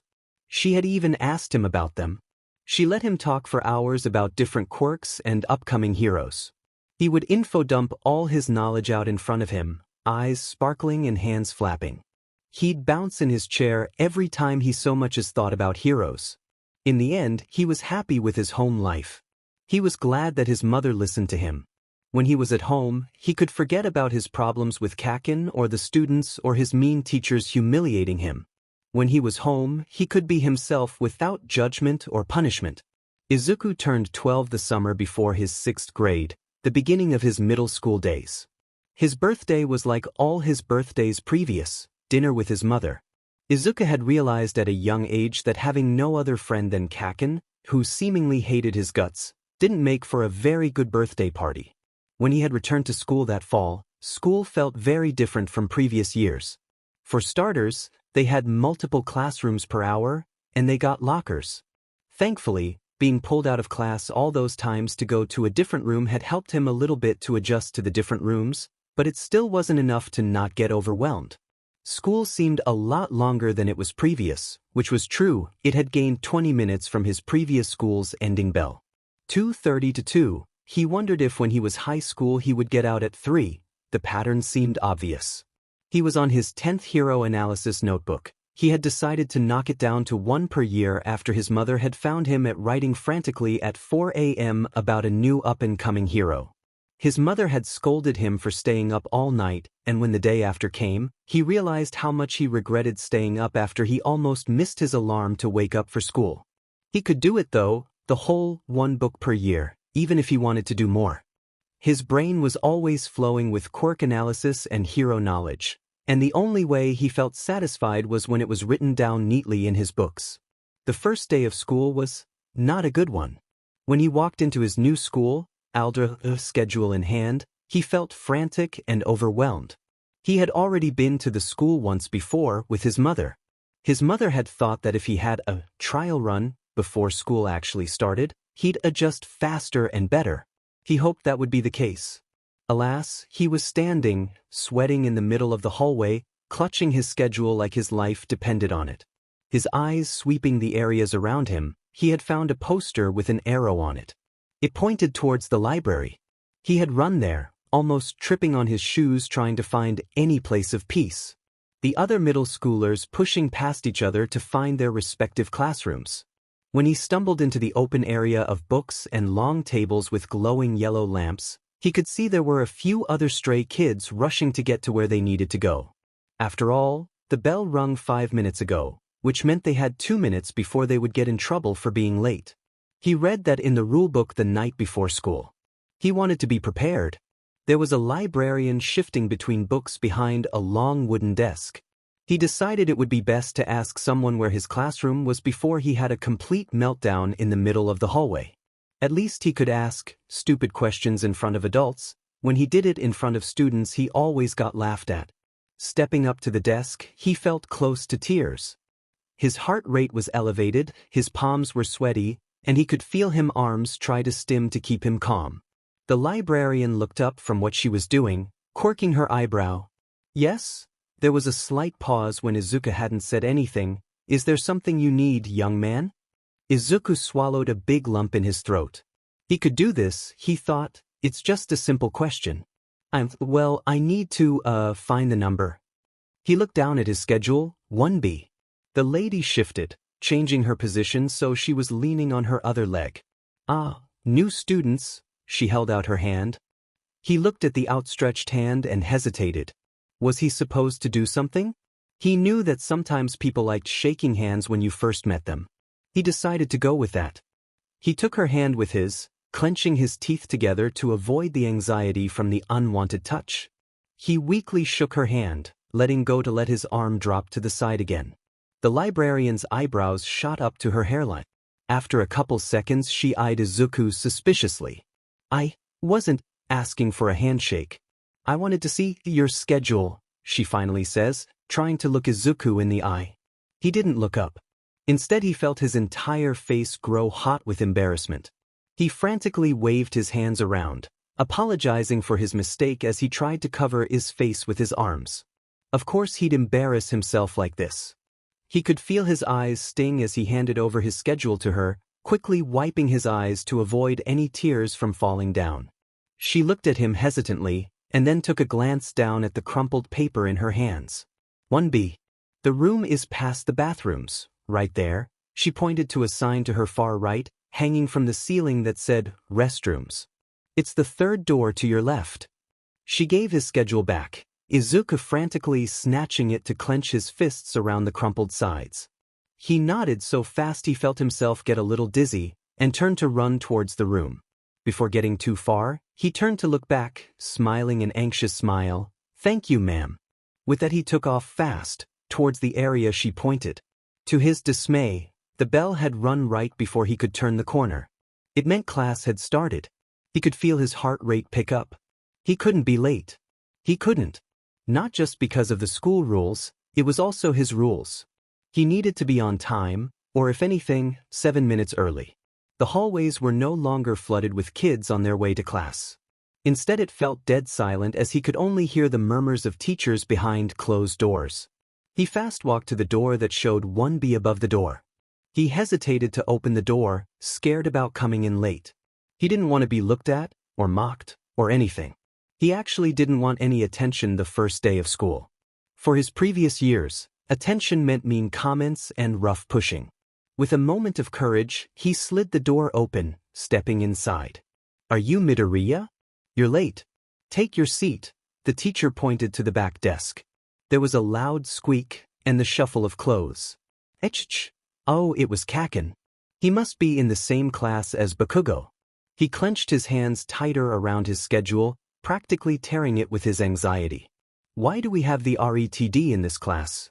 This isn't special ed." Izuku wanted to run out of the classroom. He wanted to scream and cry. He hated that word. He hated being called it. It hurt him so much, especially when it came out of Kaken's mouth.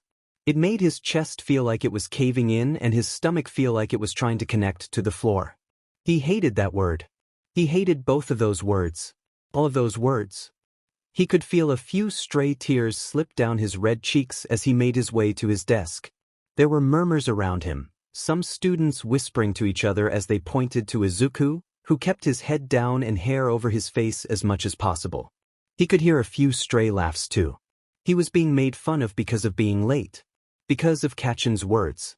As he plopped down in his seat, he curled his arms onto the top of the smooth, cold surface of the desk. He placed his head on his arms to hide his face. His shoulders were shaking. His anxiety felt like it was eating him up on the inside. Luckily, in order to not embarrass himself and get called out by Kaken for stimmying openly, his mother had made sure he came prepared. He had long replaced his first Chu necklace. His mother had given him a new one for the school year. It was shaped as a star, yellow and Siloni. Matt. He subtly took the star from under his shirt, bringing it to his mouth. His head still down on his arms to hide his face. It took the entire class before he felt comfortable enough to look up again. Actually, it took the entire day. He went throughout the day, looking down and chewing on his necklace, unable to pay attention with his overwhelming anxiety gnawing on his insides. He went through the motions he had prepared the night prior, but his mind wasn't in it. His mind was far away, trying to ignore the fluorescent lights on the ceiling and the stench of hand sanitizer. The sweat of the pre-PBSCNT boys that didn't know the existence of deodorant. The day went way slower than Izuku wanted, but it also went fast. It was a weird limbo of sorts. Izuku hadn't been aware enough to actually feel like he was learning or listening, but every second he was away from home he wanted to go to his room. To make matters worse, Kaken was practically in every single one of Izuku's classes. The only class he wasn't in was Izuku's specific classes. Those were located near the front entrance. Like his old school, these certain classrooms were filled with much more color than the rest of the school. But it was still blander than his elementary school classroom. These classrooms also didn't have Mr. Okuyama. He missed him. He had actively helped Izuku whenever he needed it, and he helped him calm down when everything became way too overwhelming. Now it felt like he had to do it all alone. He didn't, but it felt like he had to. These classrooms, called Reach, were a lot like his classes with Mr. Okuyama. There were some obvious differences, but they were accommodating to him and his needs. They were a lot stricter than before though. When the day finally ended, Izuku couldn't even feel relieved. All the pent-up emotions from earlier were still stuck inside him. He still felt like he needed to scream. Or cry.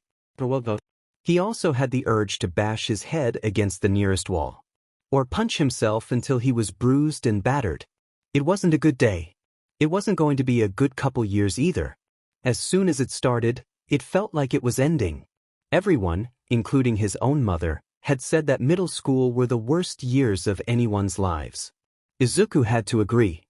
His 3 years were filled with constant bullying, teases, and struggle not only because of his autism, but also because of his quirklessness. No matter what he said in his own defense, Kaken would say something to completely deplete any of Izuku's confidence.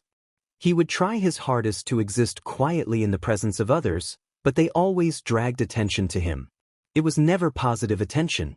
In the middle of his first year, he had decided that he was going to try his hardest to use his hero notebooks for getting into UA. They had recently, within the year, retracted their statement of refusing entry of Quirkless students, and Izuku was going to take advantage of that.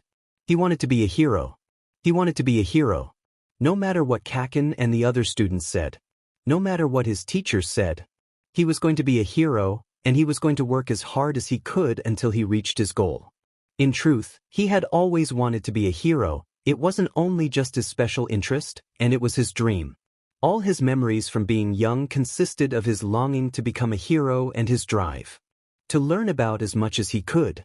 It was the last month of his 3rd year. They all had to decide which high schools they were going to apply to. Of course, Izuku was planning on going to UA. It was not only the high school that All Might went to, but it was also the best hero school in all of Japan. When the teacher had brought all their papers back from outside, they had decided to amp up the class with their own egos. The papers were tossed up in the air, scattering across the front of the room. It made Izuku anxious. The mess collecting in one area, out of place and for no reason other than to be picked up all over again when they were done. Not to mention that if there were any remains, it was the janitor's job to pick it up, and he didn't like the idea of making a man with an honest job get extra work for something that wasn't necessary. There is a loud teacher from in front of Izuku, and he startles out of his haze. Oh, of course it's Kaken. He's always been a loud one. Don't lump us all in the same group. Bakugo sits with his legs up, feet on his desk. He looks perfectly confident in a way Izuku could never be. The teacher hums, "Oh, if I remember correctly, you wanted to go to UA High, right, Bakugo?" The class blurted out in sounds of surprise and awe. They always admired Bakugo for his quirk and confidence. They all knew he was going to be a big hero someday. There was a collective U.A, that national school, cross along the classroom coming out of the mouths of every other student. Izuku sat up in his desk, alert and surprised. Of course Kaken would want a UA. He had an amazing quirk built for being a hero, and it was his dream. Izuku was nervous though. He didn't know how he could possibly compete with someone like Kaken when he didn't have a quirk. He didn't want anyone to look at him, especially not Kaken, as Bakugo leaped from his chair to give a speech about his competence over the rest of the class. How he aced the mock test. How he was going to be better than All Might himself. Nobody can be better than All Might, Izuku thought. All Might is All Might. The noisiness of the room was becoming a little overwhelming, and Izuku had started to play with his fingers under his desk. Oh yeah, Midoriya wanted to go to UA too, right? The room felt like all the energy was SCKD out in a millisecond. It was quiet enough Izuku could hear his own breath in his ears. He hides his head quickly in his arms as Bakugo frees mid-argument, the rest of the class turning to look at him. Izuku whimpers from all the attention, trying to hide his face as he looks up to see what everyone is doing. As soon as his head is high enough to spot his classmates, they all burst out laughing. Some are choking and coughing from their hearty laughs at Izuku's expense. Izuku is sweating with anxiety and humiliation. He hates being the butt of the joke. Midoriya? Are you kidding? You can't get in without a quirk. Not to mention he's ret dead, who would want him in their school? He has to be joking. Midoriya, are you really that stupid?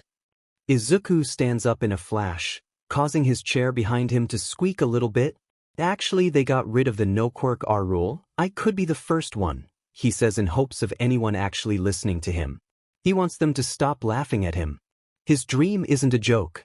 There is a loud scream. Izuku flinches as he hears the deafening roars of Kaken's yells. Bakugo jumps towards Izuku's desk, setting of an explosion at the smooth top causing Izuku to stumble back to not get hit by the blow. He falls backwards onto his butt, looking up at Kaken. Listen up, Deku, you're even worse than all these rejects, you quirkless RETD wannabe. Bakugo clenches his fist and leans forward in Izuku's direction. You really think they would want you when they could have me? Izuku shuffles back as quick as he can, hands up and moving around, pleading and stimmying at the same time, trying to get as far away from Bakugo's line of fire as possible. No, wait. You've got it all wrong. I'm not trying to compete against you. Izuku tries to breathe, but his body feels like it's tingling and he keeps moving his hands in frantic stimmying motions to calm his hectic nerves. He looks down, trying to explain his thought process to Kaken. It's just that. I've wanted to be a hero since I was little. I may not have a quirk, but I can still try my hardest. Izuku looks down to the side, making sure not to be able to see Kaken's face or eyes at all. Can I? Bakugo's eyes go deathly evil. He brings out his smoking hands to his side, trying to intimidate Izuku. It works. You'd never be able to hang with the best of the best. You'd die in the exams. Izuku looks down at his shoes, thinking about how to prove Kaken wrong somehow. He has to explain how this will work. Why this has to work. There is nothing else for him but being a hero. Poor defenseless Red Dead Izuku. This school is already shitty enough. You really want to embarrass it more by failing so hard. Izuku can't respond. He's tongue-tied and thoroughly humiliated. He doesn't want everyone to be looking at him, judging him. He knows what they think already, but he doesn't want to believe them.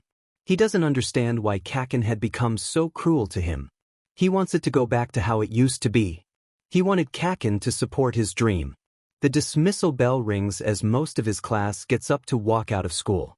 Izuku takes out his phone, checking the news and his bookmarked hero forums to catch up on what had happened while he was in school. He loves this. He loves researching and learning about hero fights. He loves writing it down in his notebooks. Oh, that reminds me, Izuku thinks, I better write this stuff down before I forget. Izuku picks up his notebook labeled, Hero Analysis for the Future, number 13, and holds it up to his face, reveling in the satisfied, calming feeling he gets when he has his favorite items. He never leaves home without his notebook. He can't. It's part of his routine. If he forgets his notebook, he can't function like normal. His notebook brings a feeling of comfort and happiness to him he can't explain. And then it's snatched right before his eyes. His stomach feels like it plummets to the floor in 0.01 seconds. His eyes quickly shoot up to find Kaken standing right in front of him, notebook in hand. His eyes shoot back down. He has a hard time meeting people in the eye. He always has. Deku, we're not done.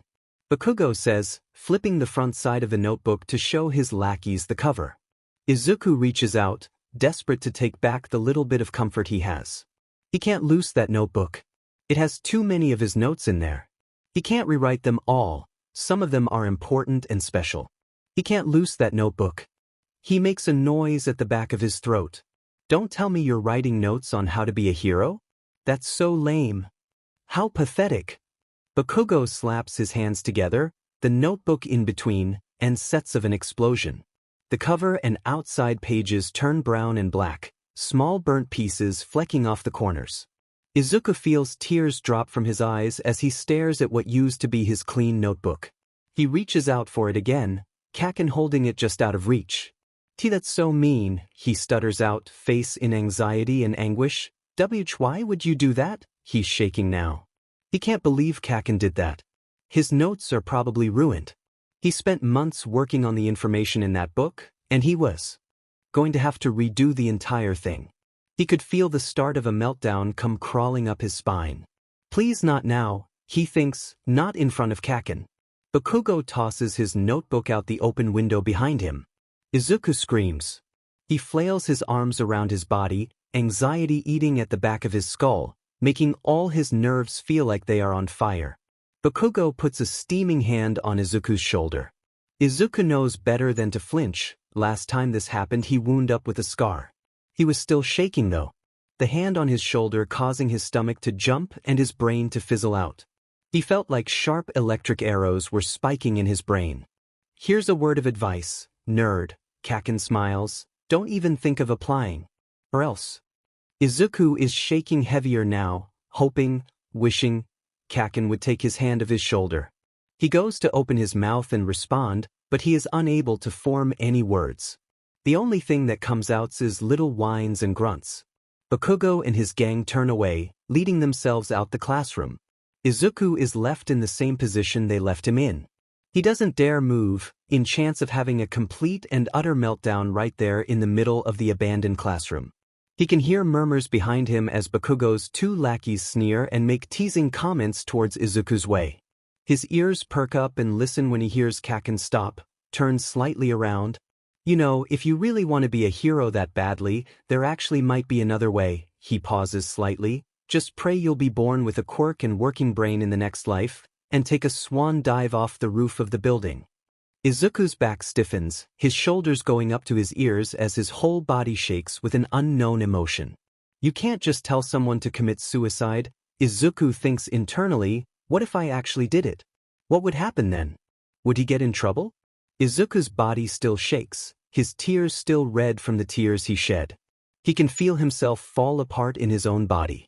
His arms don't move right as he reaches to get his bag, and his legs feel clumsier than usual as he tries to make his way out of the classroom, into the hallway, and out of the school.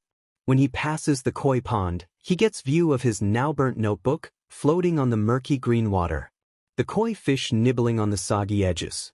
Oh no, Izuku thinks, stupid Kaken. He looks at the notebook in his hands. He tries opening the pages, but they are dripping wet and stained brown and black. That's it. He can't take it anymore. He can't hold in his swirling, bubbling emotions anymore. He drops to his knees, clutching the notebook to his chest as he lets out a wail. He can't deal with this. His dream, his notes, his goals, they were exploded and stomped on. He rocks back and forth on his knees, clutching his notebook as tight as he can, holding on to it with dear life. He can't let it go again. He can't lose it again. It's one of the only things that bring him comfort. How dare Kaken take that away from him? He doesn't know how long he's there, rocking and sobbing. The sun is bright in the sky, shining into his tearful eyes too brightly. He wants to go home. He wishes today never happened. His body still vibrates with energy, but his brain starts to feel foggy and slow. Instead of the frantic anxiety he was feeling, instead he feels a shallow pit. Oh, I guess I'm shutting down. He no longer can think coherently as he gets up, walking his body to his forgotten a backpack to slip it on. All his movements are robotic and done without thinking. He can't think properly, and it would usually cause him to have an anxiety attack. In this case, it just makes him feel empty and sad.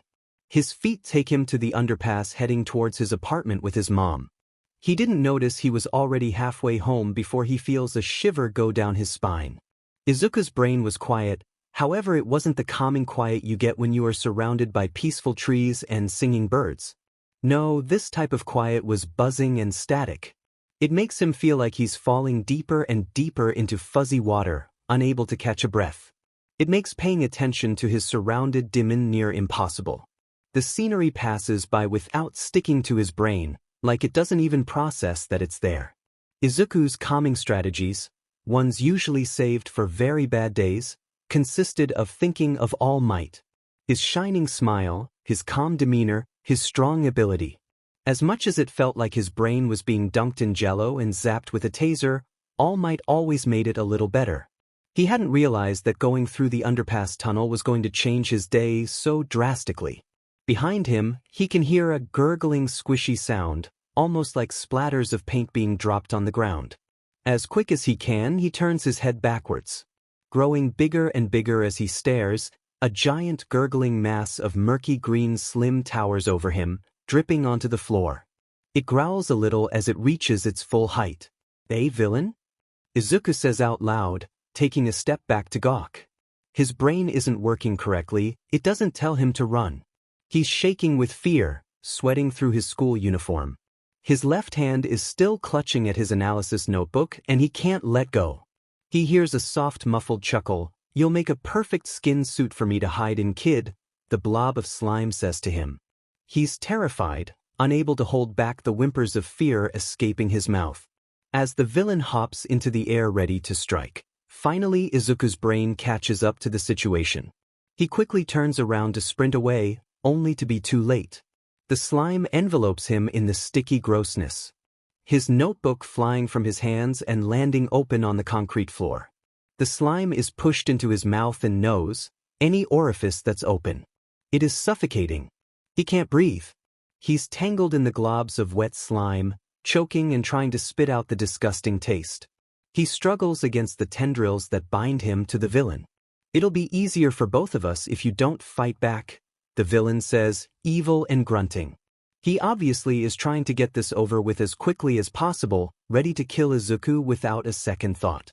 Izuku is whimpering, hacking, doing anything he can to get out of the hold. His brain is on fast mode, flight and fight all at the same time.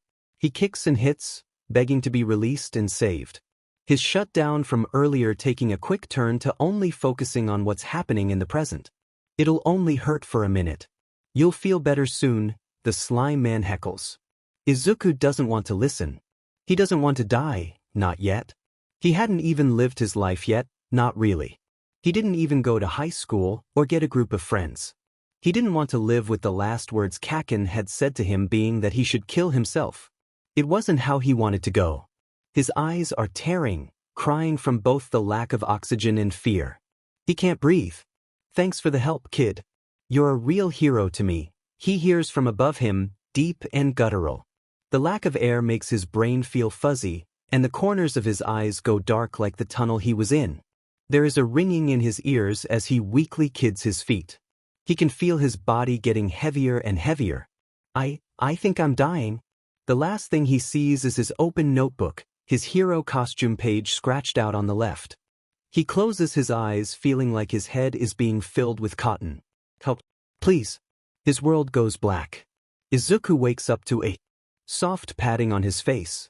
His eyes still feel heavy, and before he opens them he tries to become more aware of his senses.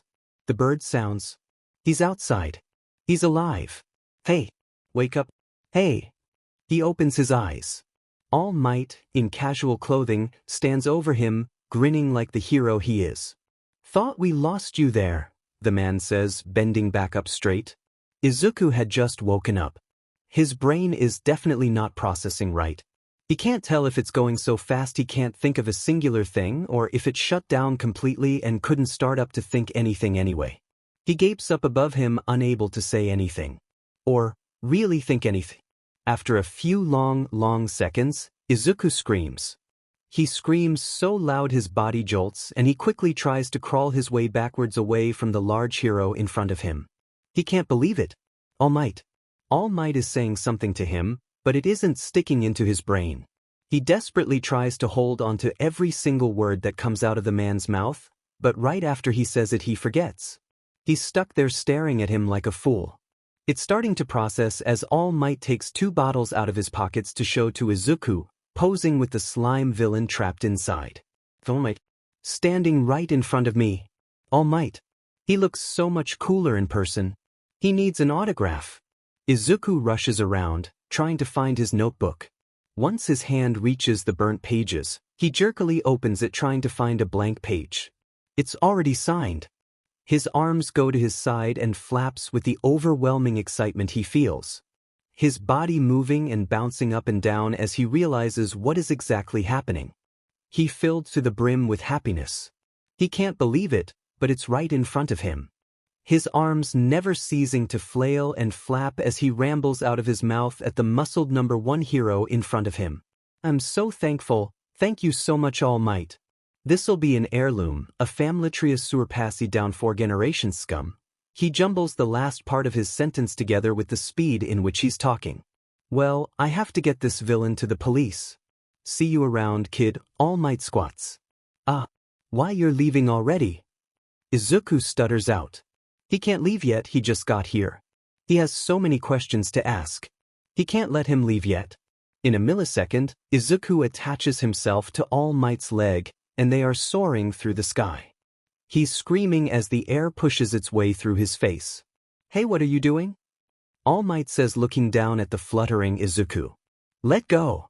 I love my fans, but this is too much.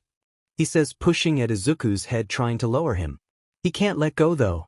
He's in the air. He doesn't want to fall to his death. He must have said that out loud, because All Might understood what he was getting at. They land on a tall building in the middle of the city. Izuku is let down gently onto the concrete top, shaking and scarred. He can't believe he almost died, twice now. In a day. Not a very smart move. Bang on the door for a while, someone will let you in, All Might says, moving towards the edge to take off once more. That jolts Izuku out of his whimpering and shaking. Wait. I still have so many questions. No. I have to go now. I have to know. Izuku shouts out, outreaching his hand to stop All Might from leaving. He can't have him leave before he knows the answer. So many people for his entire life has told him he can't be a hero. He needs to know what his all-time favorite hero has to say. What he has to say about the Quirkless. He takes back his hand, holding it to his chest, trying to comfort himself. He can feel the disappointment and hurt coming from his past. He wants to believe that he can't do it. Is it possible to become a hero even if I don't have a quirk? He blurts out to All Might's back.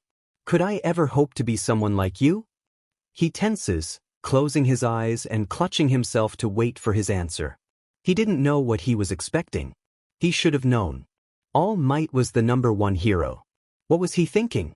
He had researched and looked up to All Might his entire life. He found comfort in the large hero, thinking that he would believe in him no matter what. Even without a quirk. Even when he's autistic. He knew that there were things All Might had never spoken about with the public. But to think he was practically hiding an entire identity was truly something that made Izuku's heart race. He didn't know anything at all. Nothing. He thought he knew heroes. He thought he knew quirks. He didn't. He thought he was at least smart in his special interests, but as it turns out he was mediocre, average at best. The thought made him stop. He didn't know what to think anymore. He clutched his hair, tugging as hard as he could, dropping into a squat on the floor. Everything that had happened today was just too much. His brain felt like it was imploding on itself. The knowledge and information he had gotten with the talk with All Might. The 2 near-death experiences. It was too much. Tears were streaming down his cheeks, and he didn't know whether to be frustrated or overwhelmed or sad or scared. He had too many emotions swirling up in his body to know what to do with his body. Up until now he had been acting purely on adrenaline and fear, with a touch of excitement. Now all those emotions were draining away and swirling down. There is a large explosion below. Izuku looks up to see black pillowing clouds of smoke rise up. His feet move towards the edge of the roof to take a closer look. I wonder what heroes will be there. He stops. The situation sinking in. All Might said no. Why should he continue looking at fights for heroes and quirk analysis if All Might said no? He decides that it's worth checking out anyway. He still wants to be a hero. Just, maybe he'll have to look at it a different way or something. There is screaming surrounding the shopping center. Big crowds of people swarming in to take a look at the smoke rising slowly from the middle. Some women are running away, tears streaming down their eyes with obvious fear. Men trembling in their shoes as they follow. A group of heroes arrive, Death Arms flinging himself into battle, ready to save the child from the grips of the villain. As soon as his fist connects to the goo, he's flung back into a metal door. There are explosions popping off around them. The ground shakes. Emi Lady runs in towards the action, but is stopped by the lack of room. She is required to have to be on scene. Kamui Woods charges in to save a group of middle schoolers, the ones that were following Bakugo around. The flames surrounding them lick at his wooden exterior, close to burning him. He's having trouble. He doesn't go into battle again. Backdraft is using his water to calm the flames threatening to take the whole city, climbing up each building and crawling to the next. It's all absolute chaos. The air around them feels thick with smoke, red illuminating the sky due to the heat and fire. None of the heroes are doing anything to help. They are just waiting for someone more powerful. Waiting for someone with the right skills. They don't even try to continue their battles, all on the sidelines looking at the wreckage. Izuku walks up to the crowd, all murmuring to each other with fear evident in their voices. They stumble into each other trying to peer for better visibility of the villain fight. He sees the slime villain. The one that had him earlier. The one that almost killed him earlier. I thought All Might caught him earlier? Izuku thinks to himself in a rush. He goes on his tiptoes to have a better view. He's quite short, and the adults crowding the entrance are taller than him. He wraps his arms around his notebook, letting his fingers run across the now burnt edges of the cover. He doesn't know how he escaped. Did the police not arrest him properly? Were the bottles not strong enough to contain him? That's when it hits him. If All Might dropped the bottles, when he talked to me, Izuku takes a ragged breath, sweat falling off his brow. That means, this is my fault. He's shaking. He can't believe it. Not only did the slime villain escape, but also he had captured another kid just like him. And this time, it was entirely Izuku's fault. His mind goes back to the panic he felt while in the clutches of the slime. He remembers the air never reaching his lungs as he frantically choked on nothing but sticky goo being forced down his throat. The fear he felt when he was being lifted and held to be unable to leave. the dark edges of his vision as he tried to take one last desperate breath. Somewhere in the crowd, the name All Might is brought up, and Izuku gasps, whimpering a little in the memory of his guiltiness in this whole ordeal. The adults in the group are all desperately looking at each other, wondering how All Might of all people could have lost a battle. He didn't lose though, Izuku thought to himself. I distracted him. He's terrified. He feels so immensely guilty for his actions, for distracting All Might when he was doing something so incredibly important. He can feel the prickle of tears burn his eyes as he stands tall again, straining his neck to look at the villain again. Izuku covers his mouth to make sure not to let his distress. His whimpers and cries muffled on his hands, making sure not to alert any of the crowd or adults to his obvious internal turmoil. He curls in on himself, too stuck in his own head to do anything. It's my fault. I'm sorry. So sorry. I'm so sorry, Izuku chants in his head, screwing his eyes shut. The kid stuck in the slime rears his head, struggling against the tendrils holding him in place. His blonde spiky hair stuck with green murky goo, eyes shut with his struggle. Suddenly, the kid's head is towards the crowd, towards Izuku. The eyes open, showing Kaken's red stare. His eyebrows scrunched in distress. Izuku sees his face, sees the fear, and something in him snaps. He drops his notebook on the ground, forgotten, running towards Kaken. He doesn't think about the people around him, the heroes, or the civilians. All he can think about is Kaken's stare. How scared he looked. There are shouts of, "No. What are you doing?" from the heroes, falling on Izuku's deaf ears. He doesn't stop. He can't.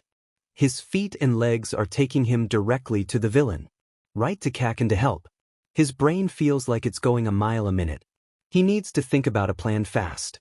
He's been making these types of scenarios up in his head for years, writing down every possible solution he could think of in his notebook.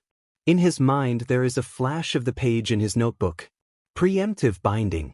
He remembers writing it down. Page 25. Right. Izuku runs forward towards the villain, quickly shrugging off his yellow heavy backpack to throw at the villain's face. It hits the slime man's eye, causing him to rear back in pain. It allows an opening for Kaken to breathe. Thank God, a little more time. He runs directly up to the villain, clawing at the awful goo that had him trapped earlier. Kaken! He screams out, begging himself to do something, anything that can help Kaken escape. He needs to help. He can't let him down. Quickly, the slime re-enters Bakugo's mouth, stopping him from breathing once again. Izuku is sweating. Eyes shown scared tears as he desperately claws through. Kaken, I couldn't just stare and watch you die. He's trying so hard. He doesn't know what to do. Then, out of nowhere there is a contained explosion. Dust sweeping up from the floor to surround them. All Might. It was All Might. He had been able to power up again, saving them in the nick of time. He had punched the villain directly in the stomach. The rest of it all is a blur. Izuku and Kaken are carted off by the remaining heroes, separated and looked after by the first aid. The police collect all the sludge, making sure to get all of it so nothing like this happens again. Kamui Wood stops in front of Izuku as he stares at All Might. He knows that he had done something completely impulsive, but he genuinely needed to do something to help. You moron. Do you have a death wish? Izuku tenses, his shoulders rising to his ears as he gets scolded. He knows what he did was stupid. He didn't need renowned heroes telling him as well. And so harshly. He wants to believe that he at least did something to help. Even if it was just getting Kaken a few more seconds of air. There was absolutely no reason for you to put yourself in danger like that. Death Arms sternly says. Izuku nods his head frantically, still shaking from the adrenaline seeping out of his body. This day was so incredibly overwhelming. His brain is buzzing, zapping with all the stimuli it's been getting for the last 24 hours. The things connecting and processing being far and in between. He feels like if one more thing happens today he'll break. He already broke earlier, but he is holding himself together with thread as small and thin as dental floss. He doesn't exactly remember what happened once everything was checked out and he was ordered to go home, and to not jump into any more hero and villain fights. As Izuku trudges home, Still feeling a rush of emotions he can't even begin to describe, he hears heavy breathing and angry footsteps coming up from behind him. Oh God! Not again, Izuku thinks as he w's his head to look behind him. Deku, huh? Kaken? Listen. I would never ask for a weakling like you to help me. Kaken says, angrily huffing, breathing deeply. Don't think you can look down on me now. I was fine by myself. You're just a ret-dead quirkless failure that won't even cut it as a rent-a-cop. He glares daggers at Izuku, making him yelp and back up. You didn't help me. You did nothing. I don't owe you anything. And with that, Bakugo turns angrily away, stalking back towards the direction he came from, leaving one confused Izuku. He knew that he didn't do much, but he at least thought he did something. Nothing that actually helped anyone, and in fact he was the reason for it all happening, but he had to deal with that. His brain definitely could not process any sort of anger that had radiated off of Bakugo. It was all so jumbled and overwhelming. Izuku turned back, head downcast as he looked at his feet. Guess now I should go back to giving up on my dreams, huh? With only a few steps forward, he stopped by a blur of yellow and white. All Might. Oh God, okay, well, one more thing won't hurt me. I've already had the worst day of my life. This will be fine. I'll be okay. Keep it together, at least in front of All Might, Izuku thinks to himself, clutching the straps of his bag tightly. I am here. The heroic voice exclaims to him. Izuku screams. He can't help it. It was sudden. You can't blame him. As All Might stands and flexes, showing off his nonchalantness, blood spurts from his mouth, a cloud of dust enveloping him as he shrinks back to his skeleton size. He wipes his mouth, coughing up a lung. Young man, I came here to thank you, he says, looking directly at Izuku. And also to discuss your question from earlier, huh? He thought that they already discussed it. He told him it wasn't worth putting himself in danger when he didn't have a quirk. He thought they were past this. He's so confused.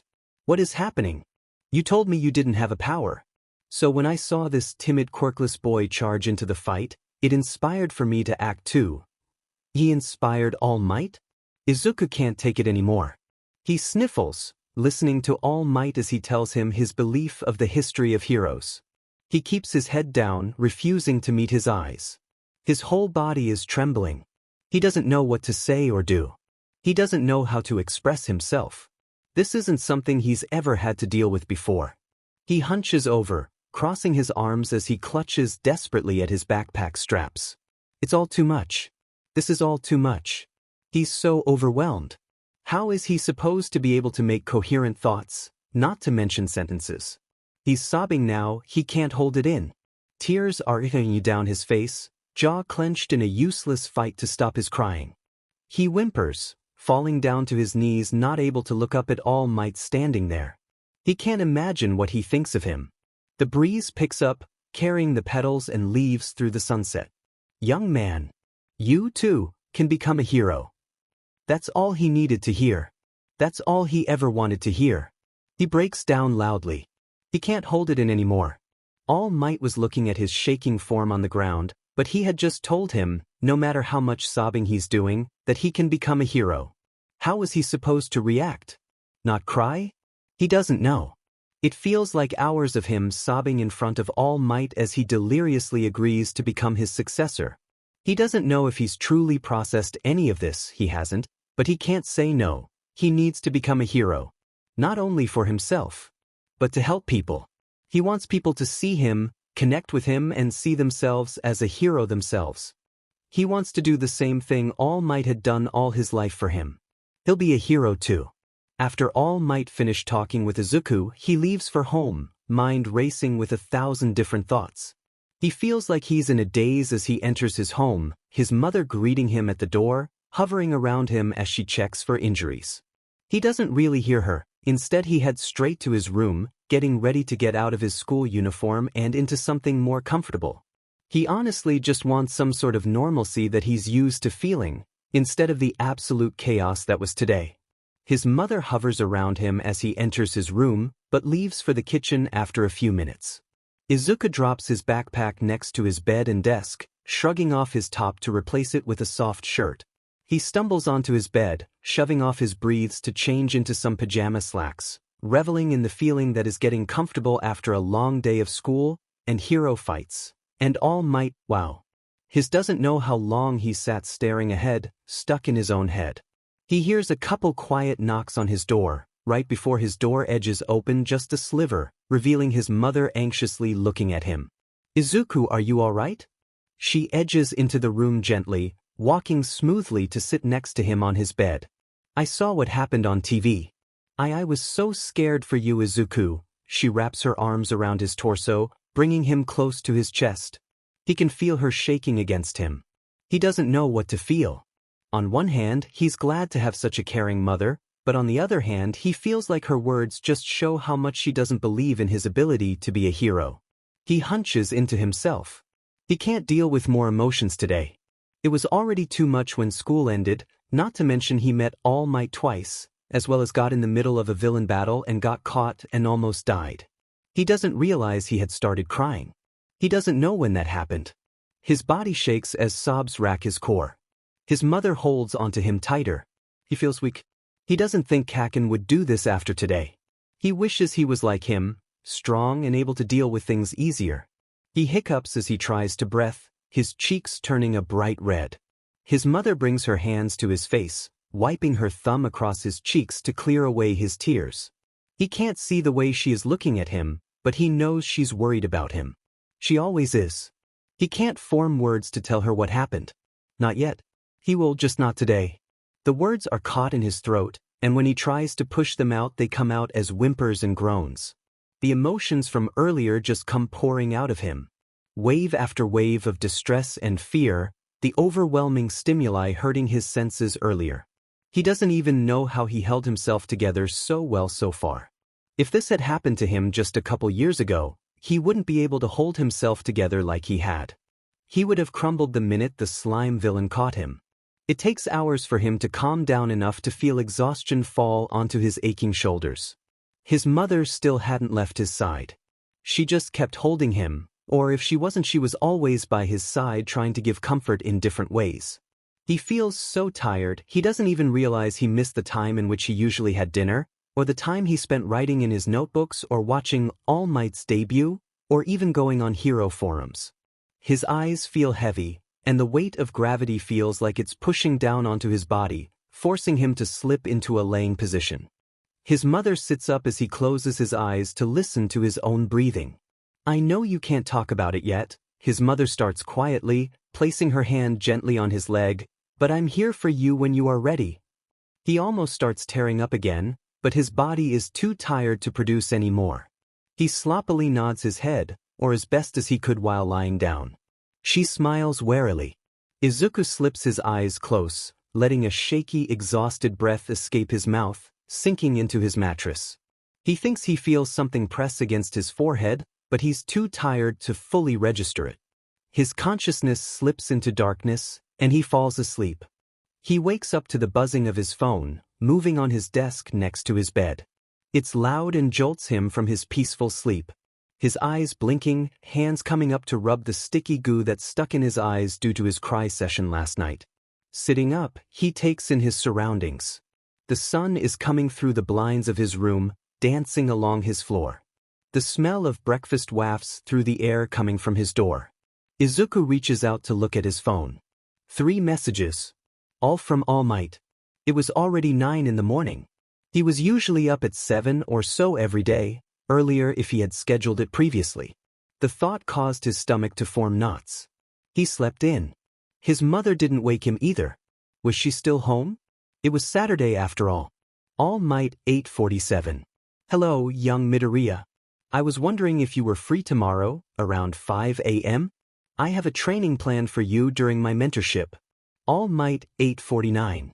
"It'd be best to meet up before many people are awake. At Dagoba Beach." All Might 8:50. "Just get back to me when you can." Izuku frantically thinks about what his reply should be. This is All Might after all. Even if he talked to him twice already, he was still the #1 hero, as well as Izuku's #1 favorite.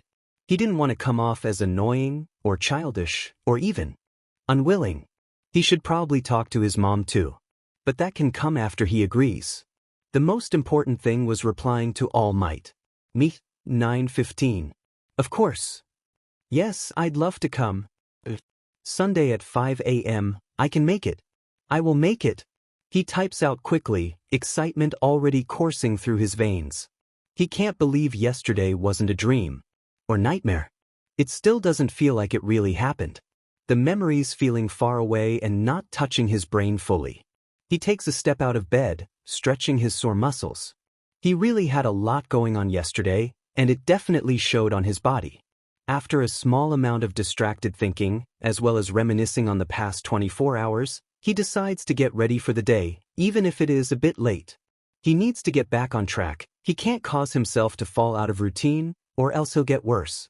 He enters the hallway, walking towards the kitchen in which he hears his mother humming a small tune under her breath. As he enters, he sees her sitting at the table, cup of coffee next to her as she types away at her computer, engrossed in her work. She didn't even notice he entered.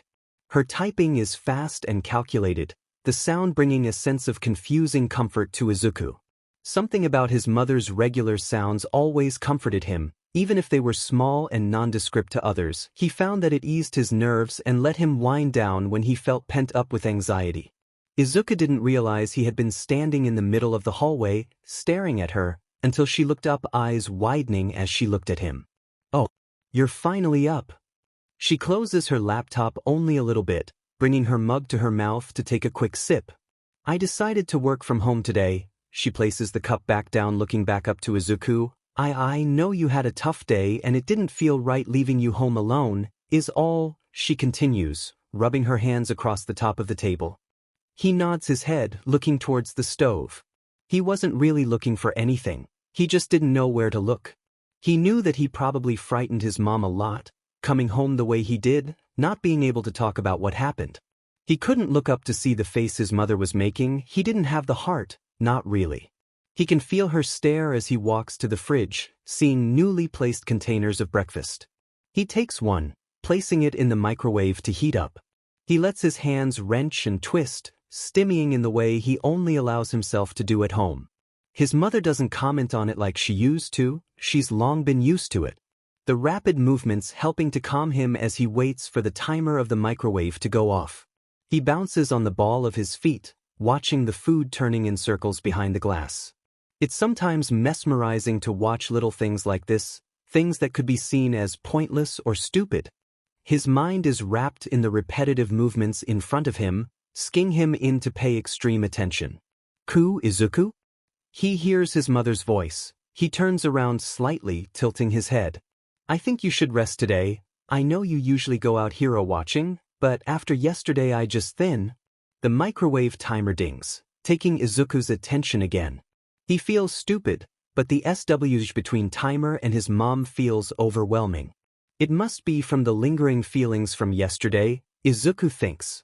He goes to get his breakfast, careful not to touch the exposed food in case it would burn. He tries to get out, realizing that talking is a lot harder than normal. Usually he feels like he could talk forever, going on tangents after tangents of all his knowledge. "I think you're alright." His stuttering is bad. He normally only has problems starting certain words, getting stuck on others, and slurring the middle of words, causing some speech troubles. He's never really gotten it looked at, but it never got in between of people understanding him. It may get him bullied from time to time though. His mom looks at him in surprise. Usually Izuku is stubborn. He doesn't want to agree with taking his own feelings into account. He just wants to run himself into the ground to get better. The day passes in a blur. Izuku goes in and out of paying extreme attention to things around him and being stuck within his head. His brain is still trying to process everything that's happened. He knows someone like Kaken would probably be able to process it all the same day, maybe even right after, but Izuku isn't Kaken. He knows his brain doesn't work the same way.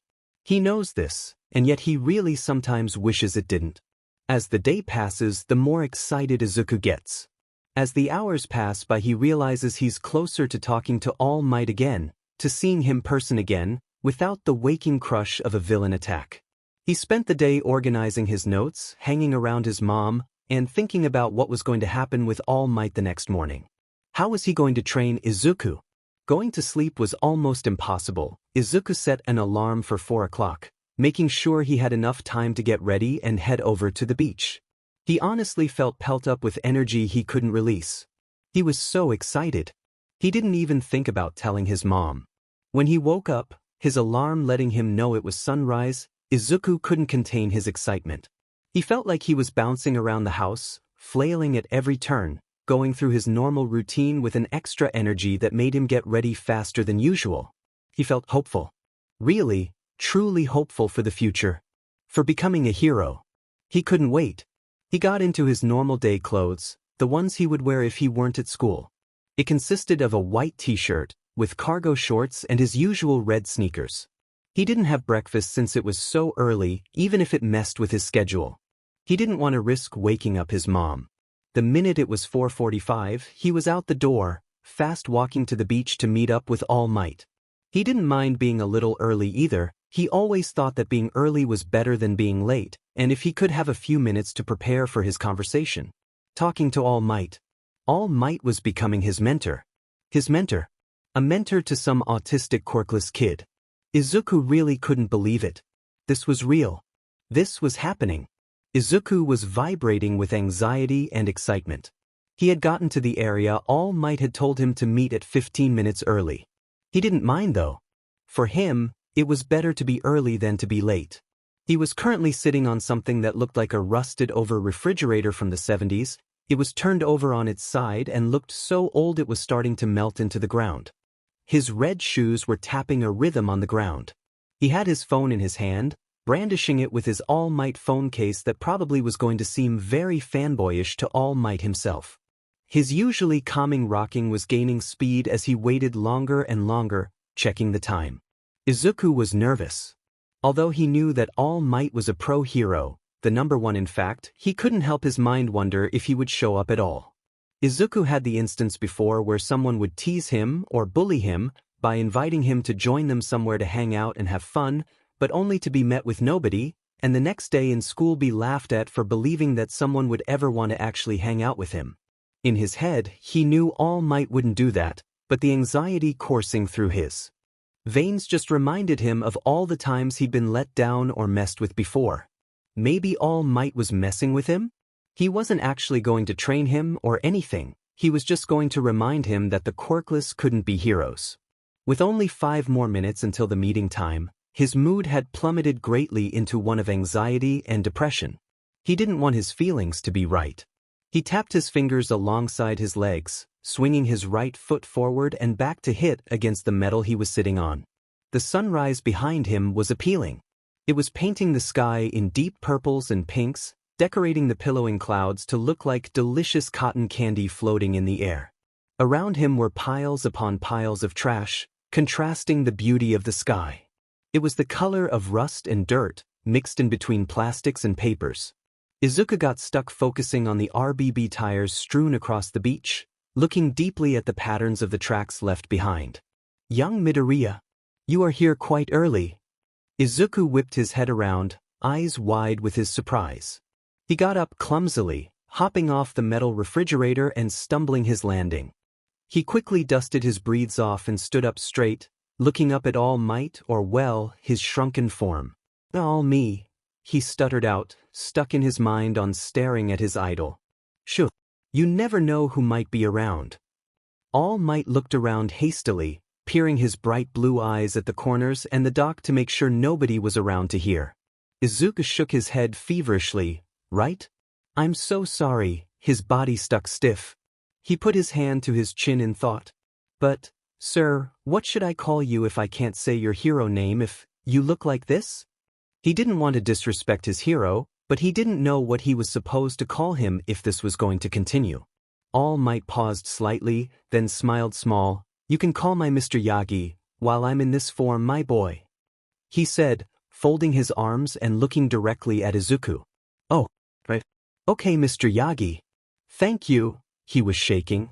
He couldn't believe that he had just learned what All Might's real civilian name was. He just couldn't believe it. Right, so where shall we begin? Izuku felt like he was drenched in sweat.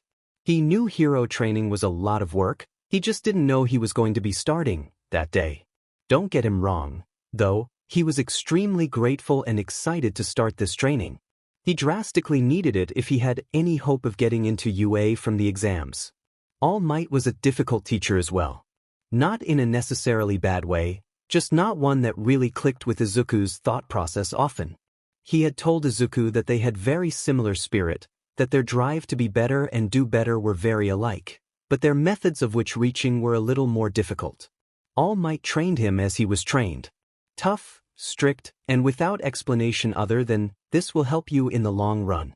Izuku's need to know specifically why the methods would help him got him pausing every few minutes to ask Mr. Yagi his questions, causing his mentor to sigh and tell him to just continue working. All Might had a plan, he did. He had given Midoriya a brochure-like packet that contained their regimen, as well as his diet plans and schedule. Izuku appreciated it immensely. He knew that having it written down and in front of him always helped him retain it and remember. He was going to try to do anything he had to be worthy enough to inherit All Might's quirk. For weeks, Izuku would come to the beach, start cleaning up before the sun had fully risen in the sky. He'd be cleaning for a good hour before All Might would show up, giving his daily speech, encouraging Izuku to work his hardest, and talk him through the important key elements. It was all pretty routine in all honesty. And it made Izuku's summer one of the best summers he's ever had. Usually, Izuku would create his own mini-routine that he'd implement during his summers, consisting of things he did daily, like trying to find hero fights or scrolling on quirk forums, or things that were specific for a day, going to the store because his mother needed something. Summers weren't always a very productive time. The lack of true schedule and pattern often left Izuku feeling strange. The more he went without a schedule, the more he felt like his daily needs weren't being met. If he didn't create a schedule for the day, he couldn't will his body to brush his teeth or comb his hair or do something as basic as eating. He'd feel out of sorts and unable to continue properly. He felt bad for admitting it, but a few summers after his autism diagnosis, his mother and him not totally knowing his need for schedule and structure had been one of his worst. He hadn't been productive at all. He'd stay in his room all day, willing himself to do something but not being able to. He couldn't go out if he hadn't planned it, so he had stayed in the house without leaving for an entire month before his mother had realized. After that, she quickly helped him organize his thoughts with a daily calendar that he could plan the night before, helping him throughout the summer. So, this summer with All Might was amazing for his productivity. He was currently caught up in his head, lifting large crates from the beach towards the dock, thinking back on how different this all was from his usual life. It was surreal. Young Midoriya, my boy. Izuku hears from behind him and smiles. He's so glad that he knows All Might. He's so glad that he is his new mentor, that he's training him. Sometimes he can't even believe it. Hello, Mr. Yagi, he responds, squatting to place the large crate onto the sand. He turns around to face All Might, excitement clear on his face. His excitement never really ceased even after all these weeks. He was excited to talk to All Might, as excited as he was for his future as a hero. He hops a little on his feet as he looks at the mentor. I see you're working very hard as usual. He looks around the beach. It looked a lot better than when they first started. The area around them, one that was only 5 feet wide or so, was almost cleared up. Only cans and other small litter was around the area. Yeah. This section is looking pretty good, and I think I've gotten a bit stronger than 2 weeks ago or so. It feels like I can lift heavier things now, Izuku says, turning slightly to rush over to a medium-sized tire to lift it up with a little bit of struggle. See? All Might let his head back as he let out a laugh. His shoulders shook with amusement. Shaking his head with a smile, he looked at Izuku, placing a hand on his shoulder. As eager as ever, I see. Izuku lets the tire drop with a large plop, nodding his head fast with a look of happiness in his eyes. He liked getting praised. He wasn't used to it, and he never really was before by any of his other teachers. It felt nice. Yes, well, with each day we are getting closer to the entrance exam. He starts off, taking his hand of Izuku, looking off into the piles of trash. It's a bit slow though. He trails off, making Izuku a bit nervous.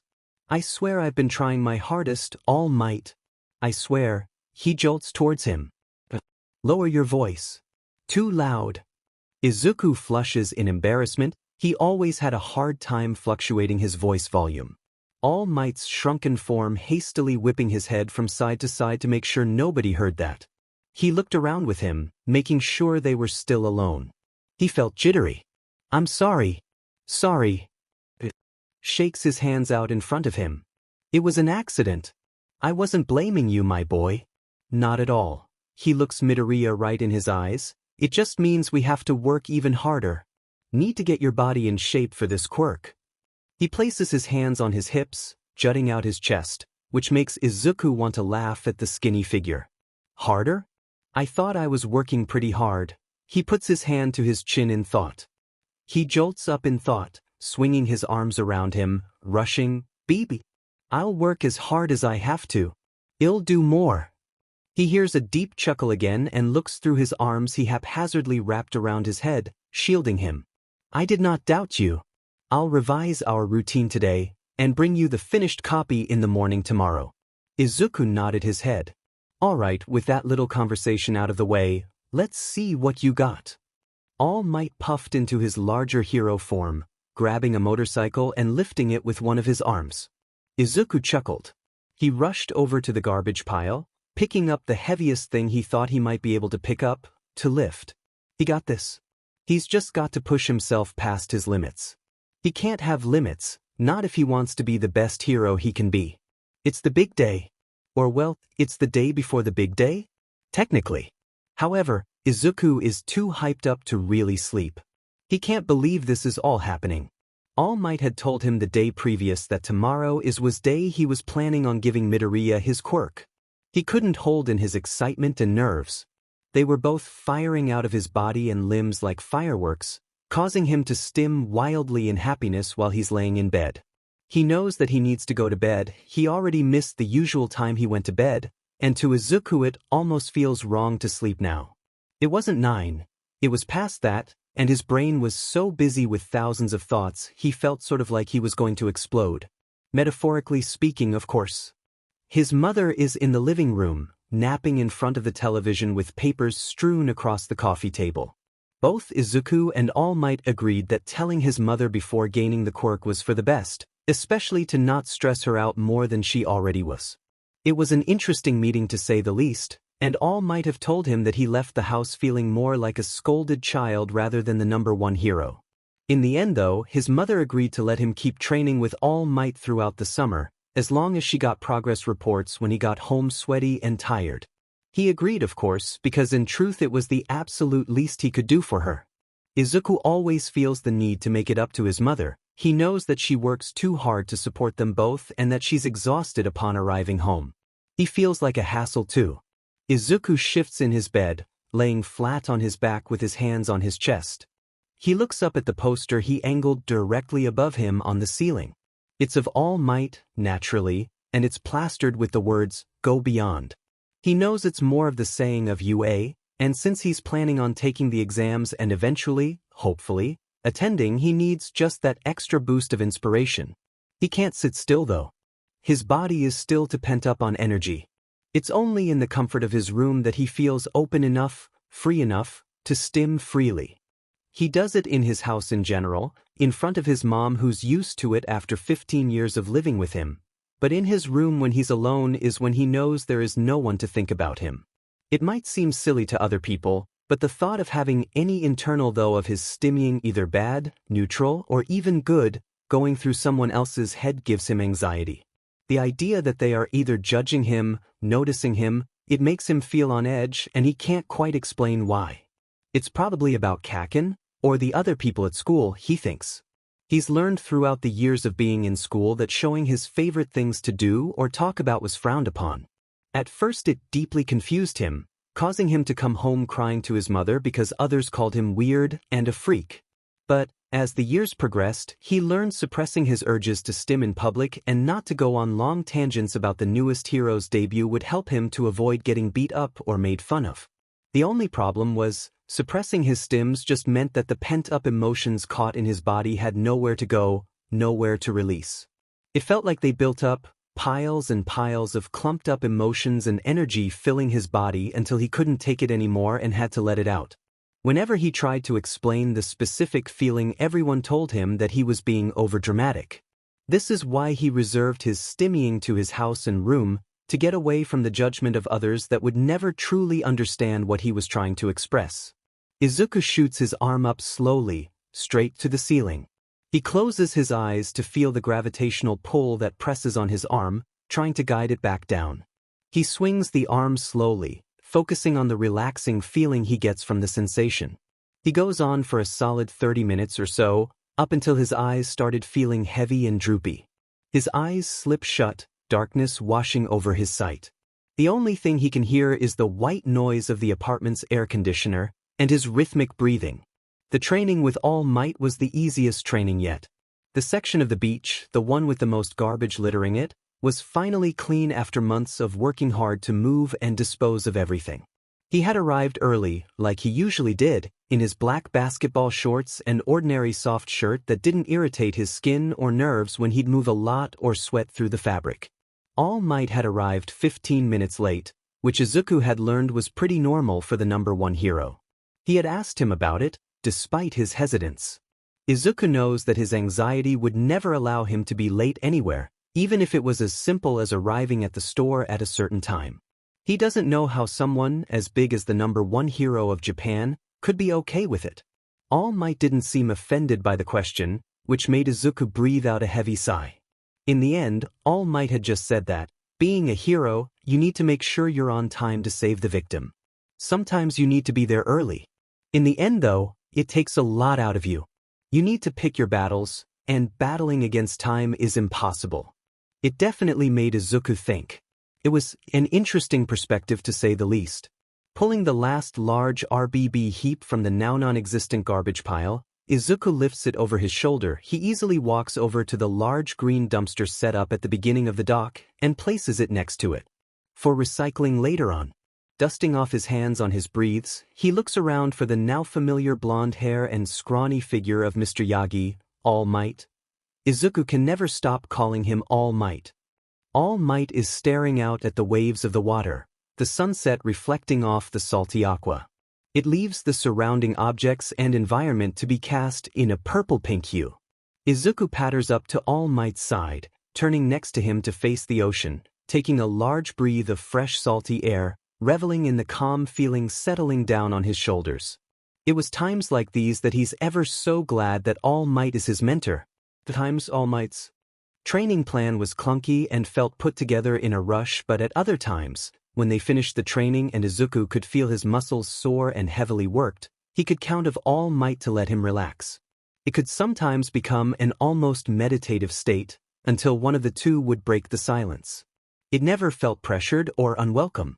Obviously they both had a lot on their minds, and sometimes being together and quiet could help. I did it.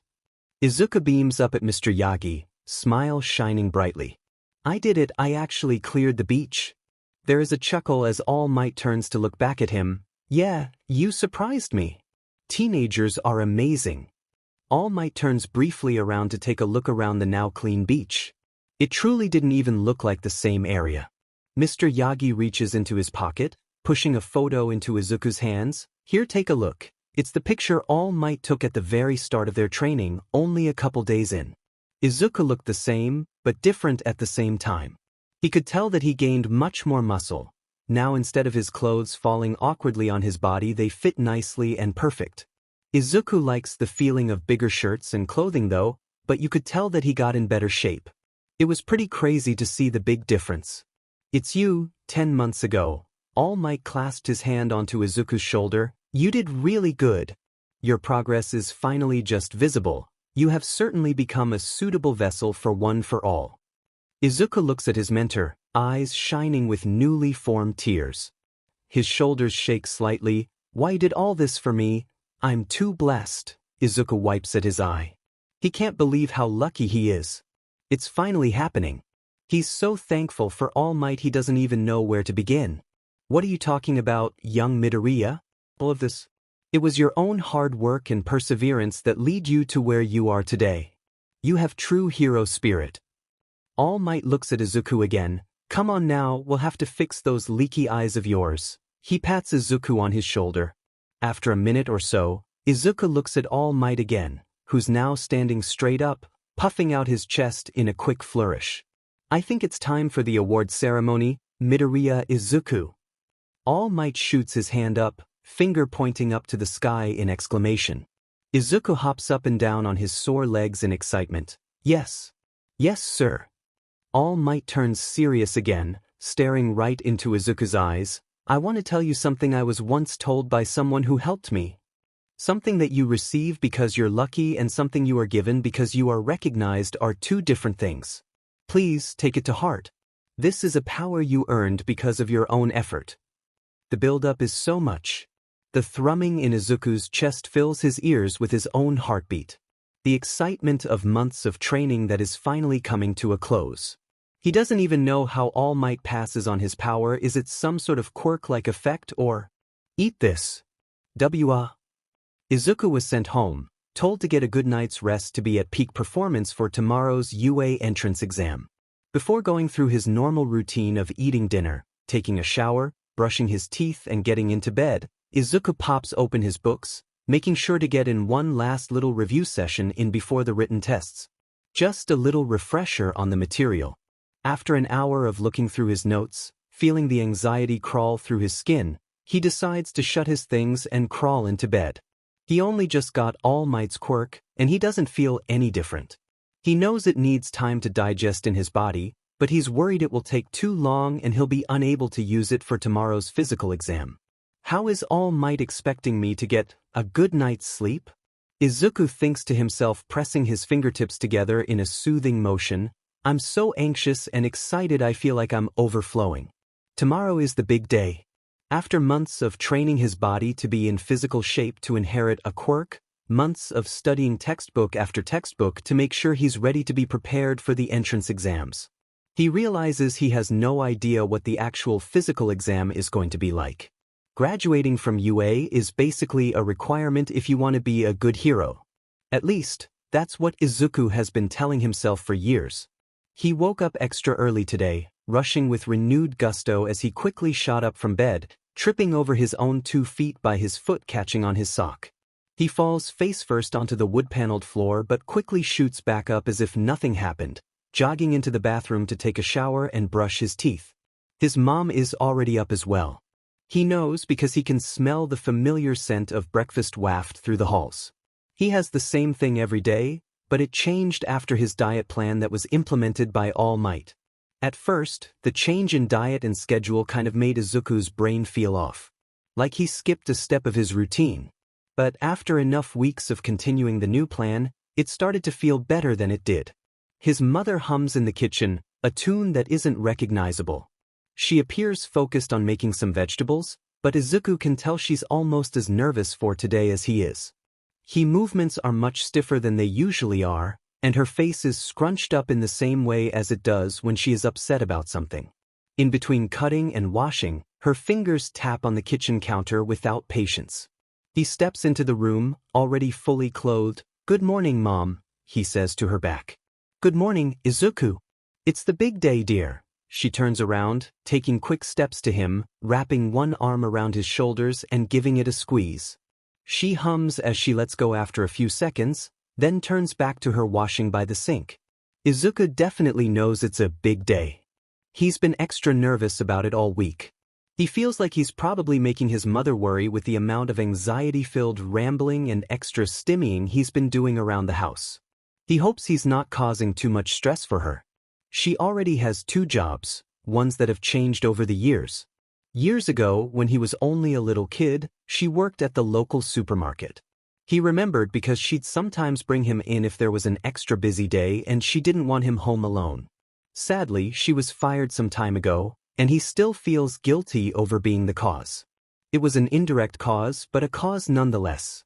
She had gotten the message on her voicemail, and Izuku had played it without knowing what it was. All his brain really remembers from it after all these years is how she was fired for taking time off of work and taking too many emergency days off. He knows it's his fault she had to take those days.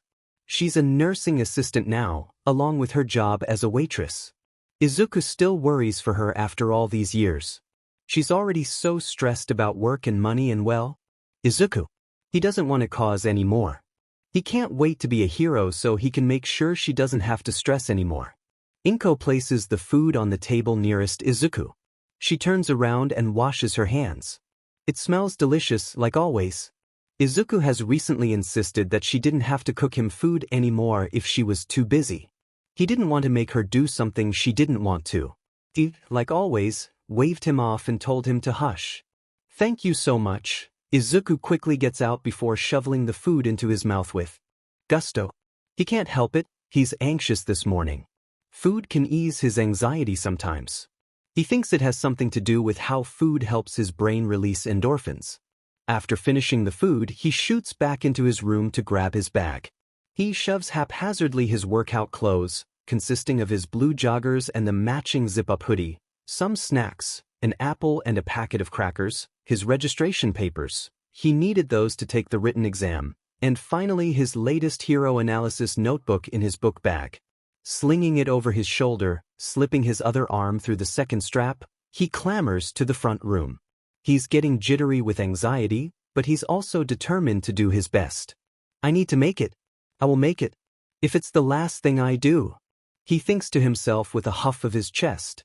He's staring at the door, and he doesn't notice he's stuck in his head a bit until his mother comes up from behind him to put a soft hand on his shoulder. He jolts out of his thoughts to turn back to her. The expression is scrunched together, her eyebrows are twisted and the corners of her mouth look like they are trying to squeeze together. He looks at her, eyes flitting from her face to just beside it, at her long green hair. She takes a soft breath. You know, Izuku, she starts off, squeezing his shoulder a bit. No matter what happens, I'm so proud of you. Always. He scrunches his eyebrows together. He didn't like how she phrased that. It felt like she had already given up, that he wasn't going to get in. He didn't need that right now. He needed to be reassured that he could do it. He brushed off her hand from his shoulder gently. I know, he says with a sigh. His mom clasps both her hands together to her chest, squeezing them. She looks him over once again. She pauses, not knowing what to say. I love you. Izuku's eyebrows soften a bit, and he goes to give his mother a clumsy side hug. I know, Mom, he says, slipping his red shoes on by the door. He gets up from tying them, opening the door with a soft click. He looks back at her before taking a step. I love you too. He opens the door wider, taking a quick step out to close the door and run towards the sidewalk. He's early, but he needs time to build up the courage to step on UA grounds. He still couldn't believe it. Oh my God. It's UA, Izuku thinks upon arriving. Huge. The building of the written exams was the main school. And Izuku's hero fanboy of a heart almost couldn't take it. He was actually walking the grounds of UA, where so many other heroes have walked. He clutched the straps of his yellow backpack, taking a few steps on the brick walkway. He couldn't stop looking around, his eyes drinking in the scenery. His brain absorbing the new stimulus and information. His head flitted from thing to thing, causing his curled green hair to bounce. He was wearing his middle school uniform. It's what UA had asked them to wear to the written exams. It was the best-looking, most professional thing to wear, besides going in a full-on suit. His anxiety was running rampant in his chest. His heart was beating so fast he could hear the thumps in his ears. This experience was a new one, and he felt like he was so overwhelmed with everything that his brain was short-circuiting. He knew he had to go to a certain door that would show him to the room in which he'd be taking his test, but, well, he's never really gone somewhere completely new before and immediately went to do something so important. To explain, Izuku has always done these things that he liked to call trial runs. Basically, whenever Izuku was told he was going somewhere new, be it a school or a store, he, and in the company of his mother, would go a day to a few days earlier, checking out the area and going through the steps in which he would have to perform eventually. It helped his anxiety ease to a minimum, and it allowed his brain to map out the area. It also helped him space out his timing and work it out in his head where everything was and when he was going to need to be there by. He wasn't allowed to have a trial run at UA, it wasn't allowed or a thing they encouraged.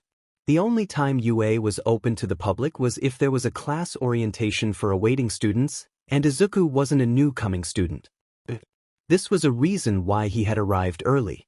He had even asked All Might if there was something he could do to help, but All Might had shaken his head, rubbing his hand on the back of his neck, telling him there was nothing he could do.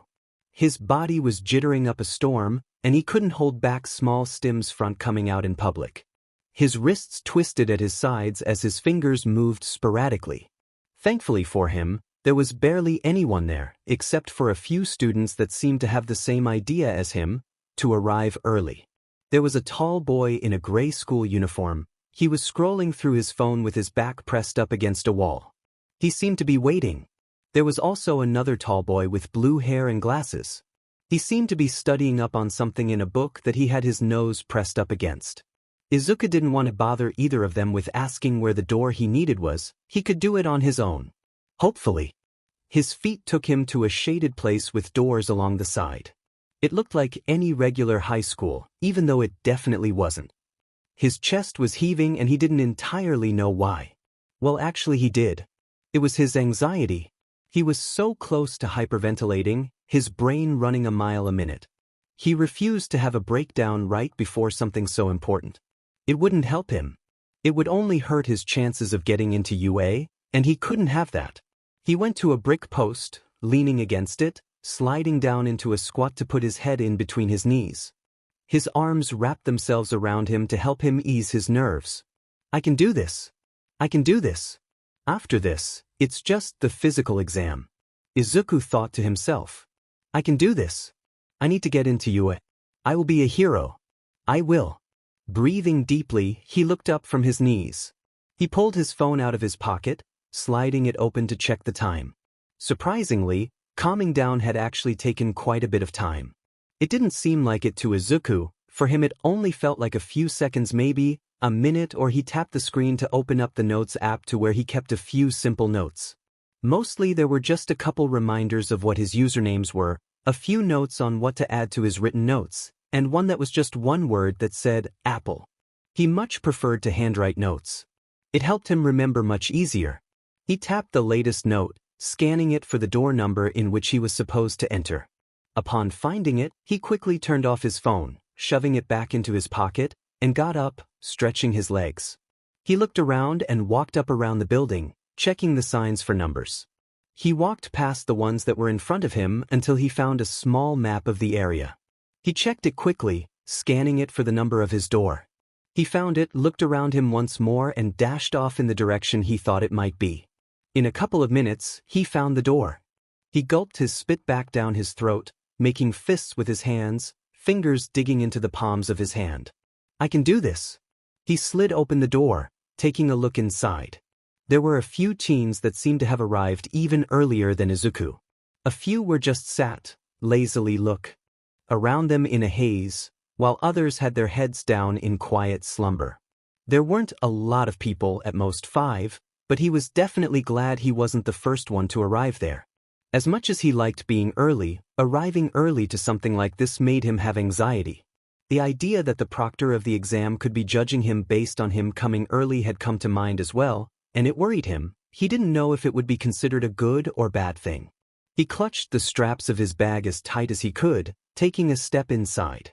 It was a large room. Rows and columns of desks filled the area, separated to reduce risk of cheating. The walls were stark white, not a poster or paper to be seen. There was a desk in the front of the room, and what looked to be either a staff member or teacher to be sitting behind it. There was a tiny stack of papers to the left of the front corner. Izuku walked up to the front, not sure where he was supposed to go or sit. He wasn't very good when it came to knowing what the teacher expected from him. Kaken was always better at that. Stop thinking about Kaken right now. Focus on UA. Izuku subtly shook his head. Once arriving at the desk, the adult rose his eyebrow, peering over Izuku's stiff form. He sat up from slouching in his chair. Registration papers, please, he said to Izuku, voice gruff. The man was wearing a pair of large glasses, and his hair was cut short. His mouth was the only thing about the man that indicated that he probably had a cool quirk. It looked like dentures that spread his teeth to the edges of his face. Izuku didn't mean to stare. The man put his hand out again in an open palm. Izuku looked down at it. With a fast jolt, The words registered in Izuku's head, sending him in a tiny frenzy of opening up his bag and taking out the small packet of his registration papers. He already had to send in a copy to the school, along with transcripts from middle school and medical/quirk history. There wasn't much in the quirk history section. He didn't even know if you could change your quirk in quirk history. He placed the pile of paper in the teacher's hand. They looked through them, looking for his name, and looked at another sheet, ticking something off in pencil. "All right, you can sit wherever you like," the man said, slouching back into his chair and taking out his phone to look at something. Izuku nodded, taking a step back and turning around to look at the desks. He was never good at choosing his desk back in middle school. He was always assigned a seat in the end when the teachers had realized that nobody ever wanted to pair up with him anyway. He goes a few chairs from the front, along the wall side of the rows of desks. He decided it would probably be an okay place to sit, and he was far enough away from the others that were currently there that he didn't have the need to say hello or get anxiety that they might want to start up a conversation. He shuffled his bag off of him, sliding it to the floor next to him. Tests like these were also something Izuku wasn't very used to. Back when Mr. Okuyama was still his teacher, he had always pulled him out of class to take a test in a separate room, getting him away from distractions and anxieties. In middle school, he did the same thing, except that he was made to be sure to find the room in which he had to get himself to. He didn't know how high school was going to be, or if they were going to have any accommodations at all. He didn't want to be seen as weak for needing any of them, and he definitely didn't want to be judged on if he could be a hero or not for simply needing to be in a different room to focus on a test. He placed his palms on the desk in front of him, tapping the tips of his fingers softly on the surface, quiet enough so there wasn't any sound. He studied the night before, and he knew 97% of the material by now, but he's still worried. He's never taken a test with so many people around him before. Was this going to go badly? He hoped not. Within the next hour, more teens tricked through the door, filling up the empty seats. With the more students that came in, some had recognized each other and had simply started chatting quietly together. During this time, Izuku just began what he called quirk watching / people watching, to see if he could detect any cool and unique quirks, even though they all were cool and unique. He couldn't take out his notebook. He didn't want to be penalized for the assumption of cheating before the test was even handed out, but he mentally took notes on the cool mutations he saw. He even saw a guy with a bird's head. How cool? As the more students filled the seats, the louder it got, and it was indicating that the written exam was going to probably start soon. He exited the exam feeling okay. He wasn't feeling too down about his score, but he definitely felt like he could have done better. The number of people in the room definitely distracted him, the tapping of other pencils against their desks and the scratching of lead on paper. The thuds of shoes on the linoleum floor and the shuffle of clothing as someone adjusted their seating. It all took Izuku's attention away from his work. It caused him to almost be the last person to hand in their test. He never realized how much people move when they weren't even thinking it. Well, he actually did realize it, but at the moment it was like another realization. It was time to get to the area of the physical exam, and he needed to enter a different section of the school. The small trickle of students along the walkway and the groups of chattering teens was a clear indicator of where everyone was heading. That's when Izuku stopped in the middle of walking and thought, "Oh no. I was too busy worrying about missing the exam to even test out my new power." In his mind, All Might holding out a piece of golden blonde hair flashed. He gulped, feeling like gagging at the memory of swallowing that strand. He mumbled out into his hand, "I may have swallowed the hair, but I don't feel like anything great has happened to me yet." In total honesty, he didn't feel any different. No sizzling energy or an immense amount of strength. He still felt like old Izuku. He hears steps from behind him and a grumbled, "Stupid Deku," in the air. He gasps, "Kaken." He turns around, holding his book bag. Kaken is walking towards him, in Izuku's exact direction. "Get out of my way before I set you on fire," Kaken grunts out. His eyes are threateningly low as he glares past Izuku. Izuku jolts in his spot and yelps, "Oh, hey mornin'. Let's just both do our best out there, okay?"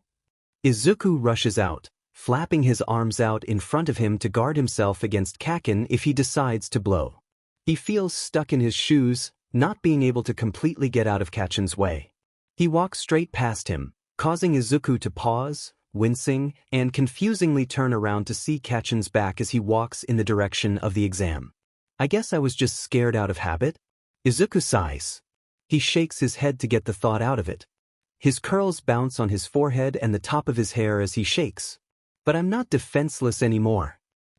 I have to remember all the work I put in, thanks to All Might. I'm actually going to be a hero. He takes a step forward, unknowingly getting his other foot caught on the back of his shoe. His body leans forward, and before his brain can process it, he's falling straight to his face. Or I'll just die. He closes his eyes. He expected to feel the rough feeling of brick on his face, but he doesn't. He pauses, then opens his eyes. He's floating.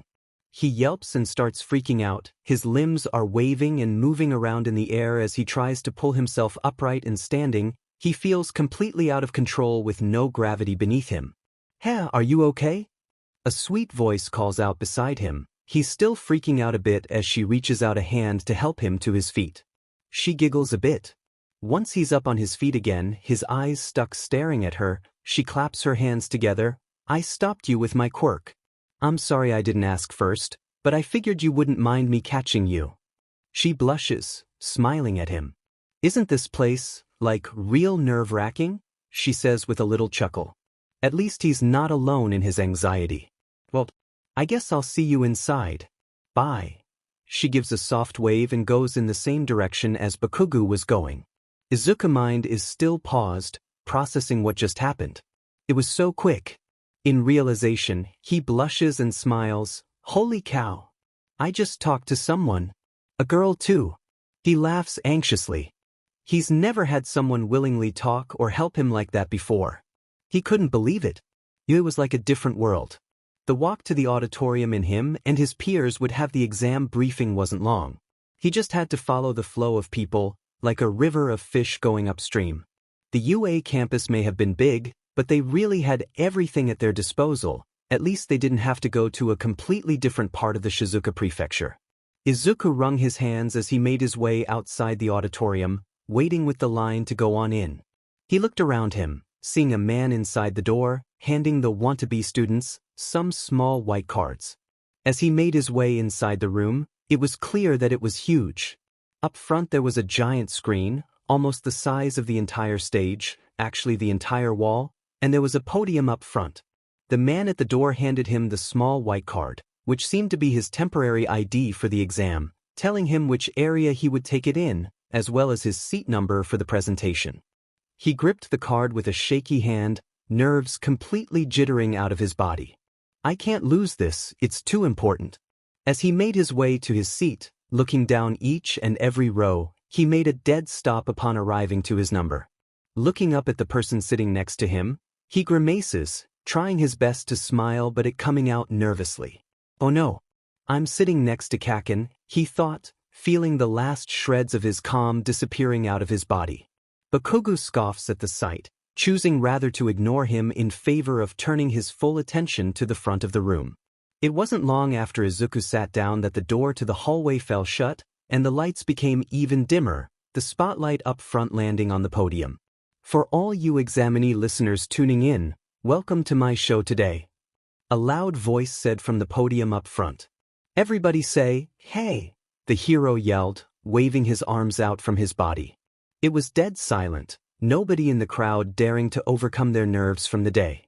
It must have been pretty normal, for the hero up front didn't pay too much mind. What a refined response. Then I'll quickly present to you a rundown on the practical exam. You could feel the tension in the crowd of students. "Ready?" The voice hero shouted into the room only to yet again be met with silence.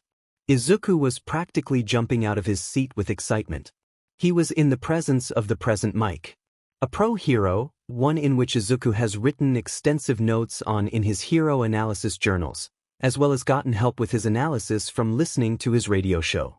Izuku raised his hands to his face, vibrating with excitement, trying his hardest not to stim out of his seat. He couldn't believe this was happening. It's the voice hero, present Mike. But I listen to him every week on the radio. I'm so excited, oh my goodness. All the teachers at UA are pro-heroes. Shut up. Bakugo says from beside him, not even turning to look at him. Izuku tensed. He didn't realize he was saying that all out loud. He didn't mean to mumble. He didn't even realize he was doing it. He quickly tried to shut his mouth and calm his mind, practically vibrating in his seat, trying to pay attention to the pro up front. As it says in the application requirements, you listeners will be conducting 10-minute mock battles after this presentation. The screen behind present mic finally switched off the UA logo, showing a designed map of where each battle center was, going from the letter A to the letter G. You can bring whatever you want with you. You'll report to your correct battle center to start the battle. Okay? There was silence again as people peered down at their exam tickets.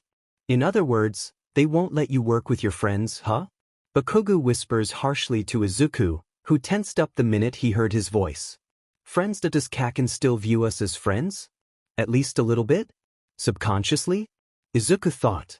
He looked down at his ticket again, showing that his battle center was B while Kaken's was A. Why, you're right. Even though our examinee numbers are next to each other, we're assigned different battle centers. Izuku can't help but feel relieved. He stared at Bakugo's ticket for a minute too long. Don't look. I'll kill you. He quickly turned forward, stiff as a board and trying not to sweat through his uniform. He heard a quiet, "Now I can't crush you," coming from beside him, and he scrunches up his eyebrows in distress. Gosh, he really didn't want to be next to Bakugo right now. Present Mike continues at the front, talking about what type of faux villains will be in each battle arena, and how they all were supposed to rack up enough points to pass. Suddenly, a tall boy stands up raising his hand. He's only 3 rows in front of where Izuku and Bakugo are sitting. "May I ask a question?" the boy loudly asks out. "Okay." The spotlight directs itself over the boy, now letting Izuku fully see him. He's quite tall, smooth blue hair and glasses. He stands almost rigidly. On the printout, there are 4 types of villains. If this is a misprint, then UA should be ashamed of that foolish mistake. Izuku is at a loss. Who the heck has enough guts to call the school, the #1 hero school in the nation, foolish? The boy turns, pointing directly at Izuku, causing his eyes to widen and for him to jump in his seat. "In addition, you over there with the curly hair." Izuku points to himself, sweating buckets and getting more embarrassed by the second. He did not want to be called out right now in a group of 200+ examinees. "You've been muttering this whole time. It's distracting. If you're here just because, then you should leave immediately." As he finishes, Izuku scrunches into his seat, harshly plastering his hands over his mouth. Why didn't Kaken say anything? Was he just so used to it that he didn't notice? He quietly mumbles, "I'm sorry," through his hands, so embarrassed he could almost start crying. He really wished he could disappear.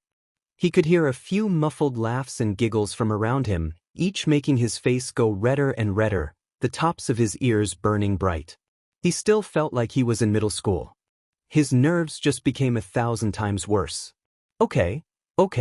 Examinee number 7111. Present Mike directs the attention back onto the stage instead of the boy and Izuku, waving his hands. "Thanks for the great message."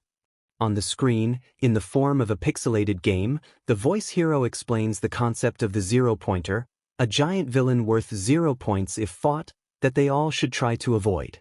Izuku, hands still clamped over his mouth, nods his head along to the information. "Thank you very much. Please excuse the interruption." And with that, the tall boy with glasses sits down and the spotlight shuts off. Finally, "I'll jibe you listeners a present, our school motto." The hero Napoleon Bonaparte once said, "A true hero is someone who overcomes life's misfortunes. Go beyond. Plus ultra." Izuku makes his way with everyone else going to the battle center B, first taking a quick trip to the locker rooms to change into his athletic gear that he usually wore while training with All Might. Standing in front of big brown doors that led its way into a mock city, he looks around at the people. "It's time to give everything I got from my training with All Might these past 10 months, Izuku thinks to himself. He's practically shaking in his shoes, so close to running off due to sheer anxiety. He's practically sweating buckets already, and the battle hasn't even begun. "I will become the hero I always dreamed of being." He tries to calm himself down by pumping himself up. He's not sure it's working. He's still so nervous.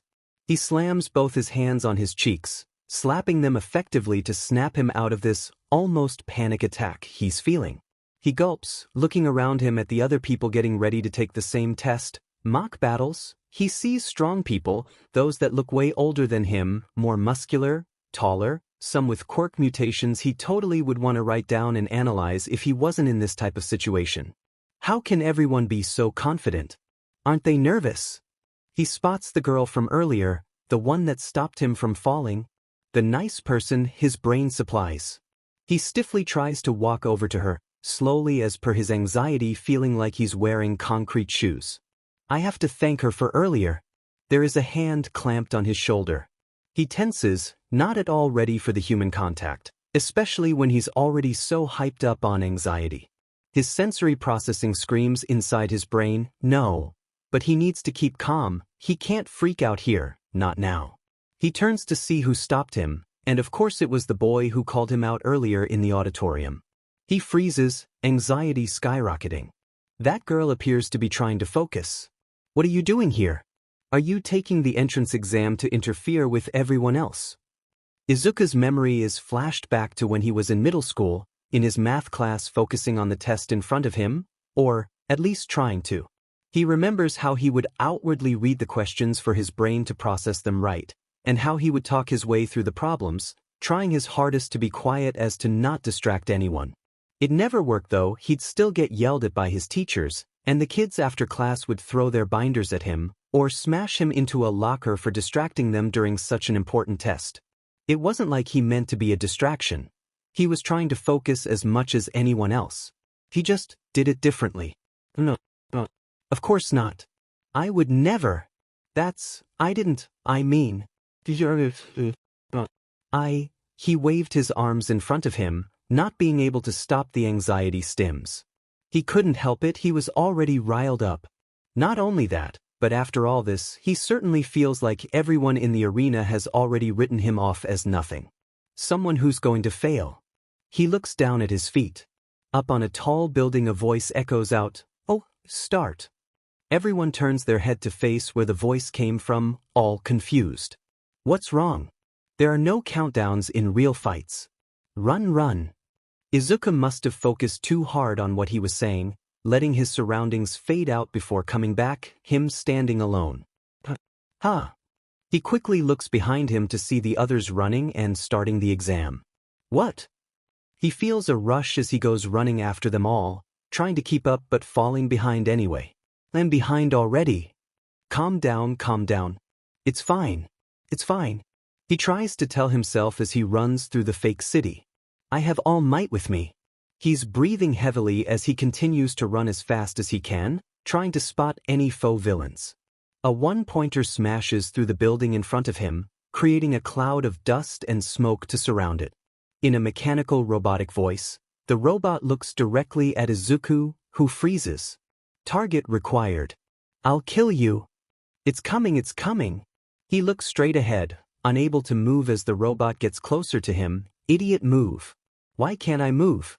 Right as he closes his eyes bracing for impact, one of the other examinees comes to the rescue, blasting a sparkly laser straight through the faux villain. Thanks for distracting it. The blonde boy has his arms behind his head, displaying the laser and metal attached to his stomach. Merci. We made a good team. But I don't think we'll meet again. Adieu. He runs off, signaling to Izuku before disappearing down another street. We won't meet again? Izuku thinks out loud. What does that mean? What does he mean by we won't meet again?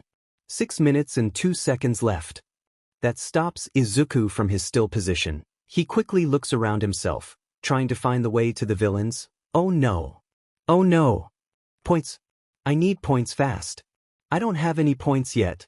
He's running around the arena, breathing heavily trying to find where everyone had gone. Where the villains are. He comes out of an alleyway and stops, gasping at the wreckage. There were so many 1 to 3 pointers destroyed laying on the ground. A couple people catching their breath next to them. Gray smoke rising from the rubble. He looks around only to see the nice person.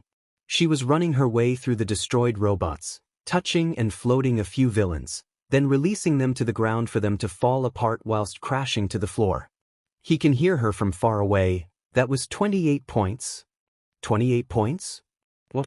The boy who stopped him and called him out earlier smashed his legs, which looked like to have engines on the calves, into a villain. As he sunk into it, he called out, 45 points. Oh God, oh no, 45? Izuku pays attention to everyone around him shouting off their point totals. 32. 16. 22. Izuku is quickly becoming overwhelmed. The tightness in his chest has become a crushing realization that he needs to get points. And fast. He's going to lose. He can't lose. He spent too much time with All Might training. He didn't want to disappoint him. He didn't want to disappoint himself. He scanned everyone and everything around him, breathing heavily as he tried to look for any more villains. He can feel the tears building up in his eyes due to frustration and being overwhelmed. He doesn't want to fail. Suddenly, shocking him out of his complete and utter panic, the ground rumbles, and smoke and dust rise from the middle of the city. Everyone goes to stare, looking at this ginormous robot. The 0-pointer. Isn't that thing a little too big? It punches the ground, making a rumble so big the examinees can interpret it as an earthquake. Everyone tries to run away, getting out of danger. The dust is so high that it hides most of the villain's robotic body. Izuku falls to the ground, trying to crawl his way away from the villain. I'm still at 0 points. Less than 2 minutes left. 2 minutes. Oh, he definitely is crying now. He can do this, he has 2. He just wants 1 point at this point. Just 1. Something. Ow. He hears behind him, the sound of rubble and debris clear as day. He pauses to look. It's the girl from earlier. The nice girl. The only one that talked to him that didn't tell him off. He couldn't let her get more hurt. He couldn't. His feet take him there before he can think. He doesn't want her to be hurt. He needs to stop this 0-pointer. He can feel a rush of energy go through his body, one that he certainly wasn't used to. It felt incredible. It felt too big for him. It collected in his legs as he squats down a bit to jump into the air. Red energy lines from around his skin, and the energy take him up far into the air, soaring up. He gets ready to punch this thing right in the face. He doesn't know how else to stop it. As he rears back his fist, he screams the only thing he knows how right now. Smash! Izuku paces his room, chewing his shirt in thought. If you were to ask Inko what she thought about it, she'd probably be chewing her nails in the shared anxiety between the two of them. Although Izuku knew he didn't do well, and that he really wished he had at least gotten at least 1 singular point, he still couldn't shake his hope. He still hoped that by some miracle that he had gotten in. He still hoped that his lifelong dream to become a hero could still continue. So that's what he did. He hoped. Some days were better than others, while some days he couldn't even get out of bed without staring at the ceiling in agony while thinking about how he could have done the exam different. Other days he could get out of his room and join his mother for dinner, maybe have a small conversation even. He was stuck in his head. He felt like he wasn't fully connected to the world around him. He walked around his house as if it was like he was wading through knee-deep jello. He knew his mom had noticed. She'd enter his room more to check up on him, tried to get him to talk a bit more. She'd ease her way in, trying to get him to start talking about heroes, but his mind was elsewhere. But that didn't work either. All he wanted at this point was his letter. He had come to terms with the fact that when he opened it, the first words were probably going to be, "We're sorry," but he had to get some sort of feedback. Anything. Even All Might, his mentor of months now, hadn't so much as texted him after the exam. He knew he was going to be busy. He told Izuku so, but still, a simple, "You did your best," would really lift his spirits about now. But it's not like he can just outright text him. So he waits. And waits. Until he can sort of feel himself coming back to his thoughts. Until he can sort through his emotions about the exam, and how he can try to continue being a hero in a worst-case scenario. He can't give up just because of his exam scores. He can't disappoint All Might. No, he definitely couldn't disappoint All Might. He stares off into space, thinking of nothing in particular, mind blank with static as he subconsciously curls weights. He knows that he can't keep going on like this. But at this point, he's too deep, and his thoughts are messy and unorganized, causing him to pause in his efforts of thinking and to just live life as though he was doing the motions. His mom tried to bring it up to him. "Honey, I know you aren't happy with your scores, but no matter what, I'm proud of you." He looks forward at the turned-off television. He can't exactly process her emotions right now, so he doesn't. "Okay, Mom," is his automatic response, and he knows that sets her off in a little spiral of worry and anxiety. Well, he doesn't actually know, but that's what has happened before, and he assumed the same will happen now, especially in his current state. "I think it's so cool of you to apply to UA," she says with a bit of cheer. "Yeah," he mumbled out, monotonically, not really paying attention to what she's saying. He doesn't know how long he sat there, curling his weights and staring off into space, but his mom had left the house. The only reason he knows this is because he is jolted out of his haze when he hears an anxious voice call from the suddenly busted open front door of their apartment. His mom calls from the front door, scrambling on all fours to get up the little step and anxiously waving a white envelope in her hand. Izuku looks over to her, confused by her sudden influx of anxiety. "I came. The U letter," she said, making her way towards him, extending the envelope in her hand. He looks at it, not quite fully processing what she said in his head. With a jolt, and his brain connecting the dots, he stands up from the couch, dropping his weight and almost moving the coffee table in the process. He takes the envelope with shaky hands, letting out a breath he didn't know he was holding in. Izuku feels like his entire body is shaking. He pauses, unsure of what to do next. I think I'm going to open this in my room," he says with a gulp, looking down at the white paper in his hands. It was sort of lumpy, and it was definitely quite heavy. He didn't know if that was a good or bad thing. His mother nods to him as he makes his way back into the hallway and into the comfort of his room. He clumsily gets into the chair in front of his desk, placing the envelope right in front of him. He sits there just for a minute thinking about what to do. He's been waiting for this for so long, and yet with it finally here, his anxiety is getting the better of him. With a sudden rush of courage, he grabs the envelope, struggling a bit to tear it open in his burst of energy. But inside, it isn't a letter that drops out, but a tiny, circular, metal recorder. As soon as it's flat on the desk, a light emits from the top, creating a projection screen in front of him. "I am here." As a projection, the close-up face of All Might answers from the recording. He jumps a bit in surprise. "All Might?" he says out loud, confused at how sudden it all started. "What? Wait, this is from you, right?" He looks down at the now torn envelope pieces in his hands. "What?" "I had to do some paperwork that took a bit of time, so I was unable to contact you." The projection of All Might coughs into his hand. Izuku takes great care to pay attention. Even after the months of training with him, talking with All Might never really lost its spark of joy. "I am sorry, All Might bows. Actually, I came into town to work at UA." That makes Izuku jolt. "Huh? All Might is working at UA?" A hand pops out from the corner and gestures at All Might. "Even though you passed the written exam, you got 0 points on the practical." Izuku tightens his mouth. He knows this. He's still upset about it. He's disappointed in himself, and oh no, is he terrified All Might is disappointed in him now. "Of course that means you didn't pass." Izuku clenches his fists. He knew this was coming. He knew it. But he couldn't help the sting inside his chest and the salty water building up in his eyes. He scrunches into himself, shoulders shaking with grief. He knew that. He did. And it was so frustrating. If that was all there was to it. All Might continues on the screen. All Might suddenly turns on a screen next to him, showing the nice girl. She's walking into the teacher's lounge to tell present Mike about him. He couldn't believe it. Her last words, pauses with intense care, making his chest jump with some emotion, was, "He saved me." Your actions spurred others to act. Izuku looks down at his lap again. Looks down at his hands. He lets himself smile, just a little bit, but genuine.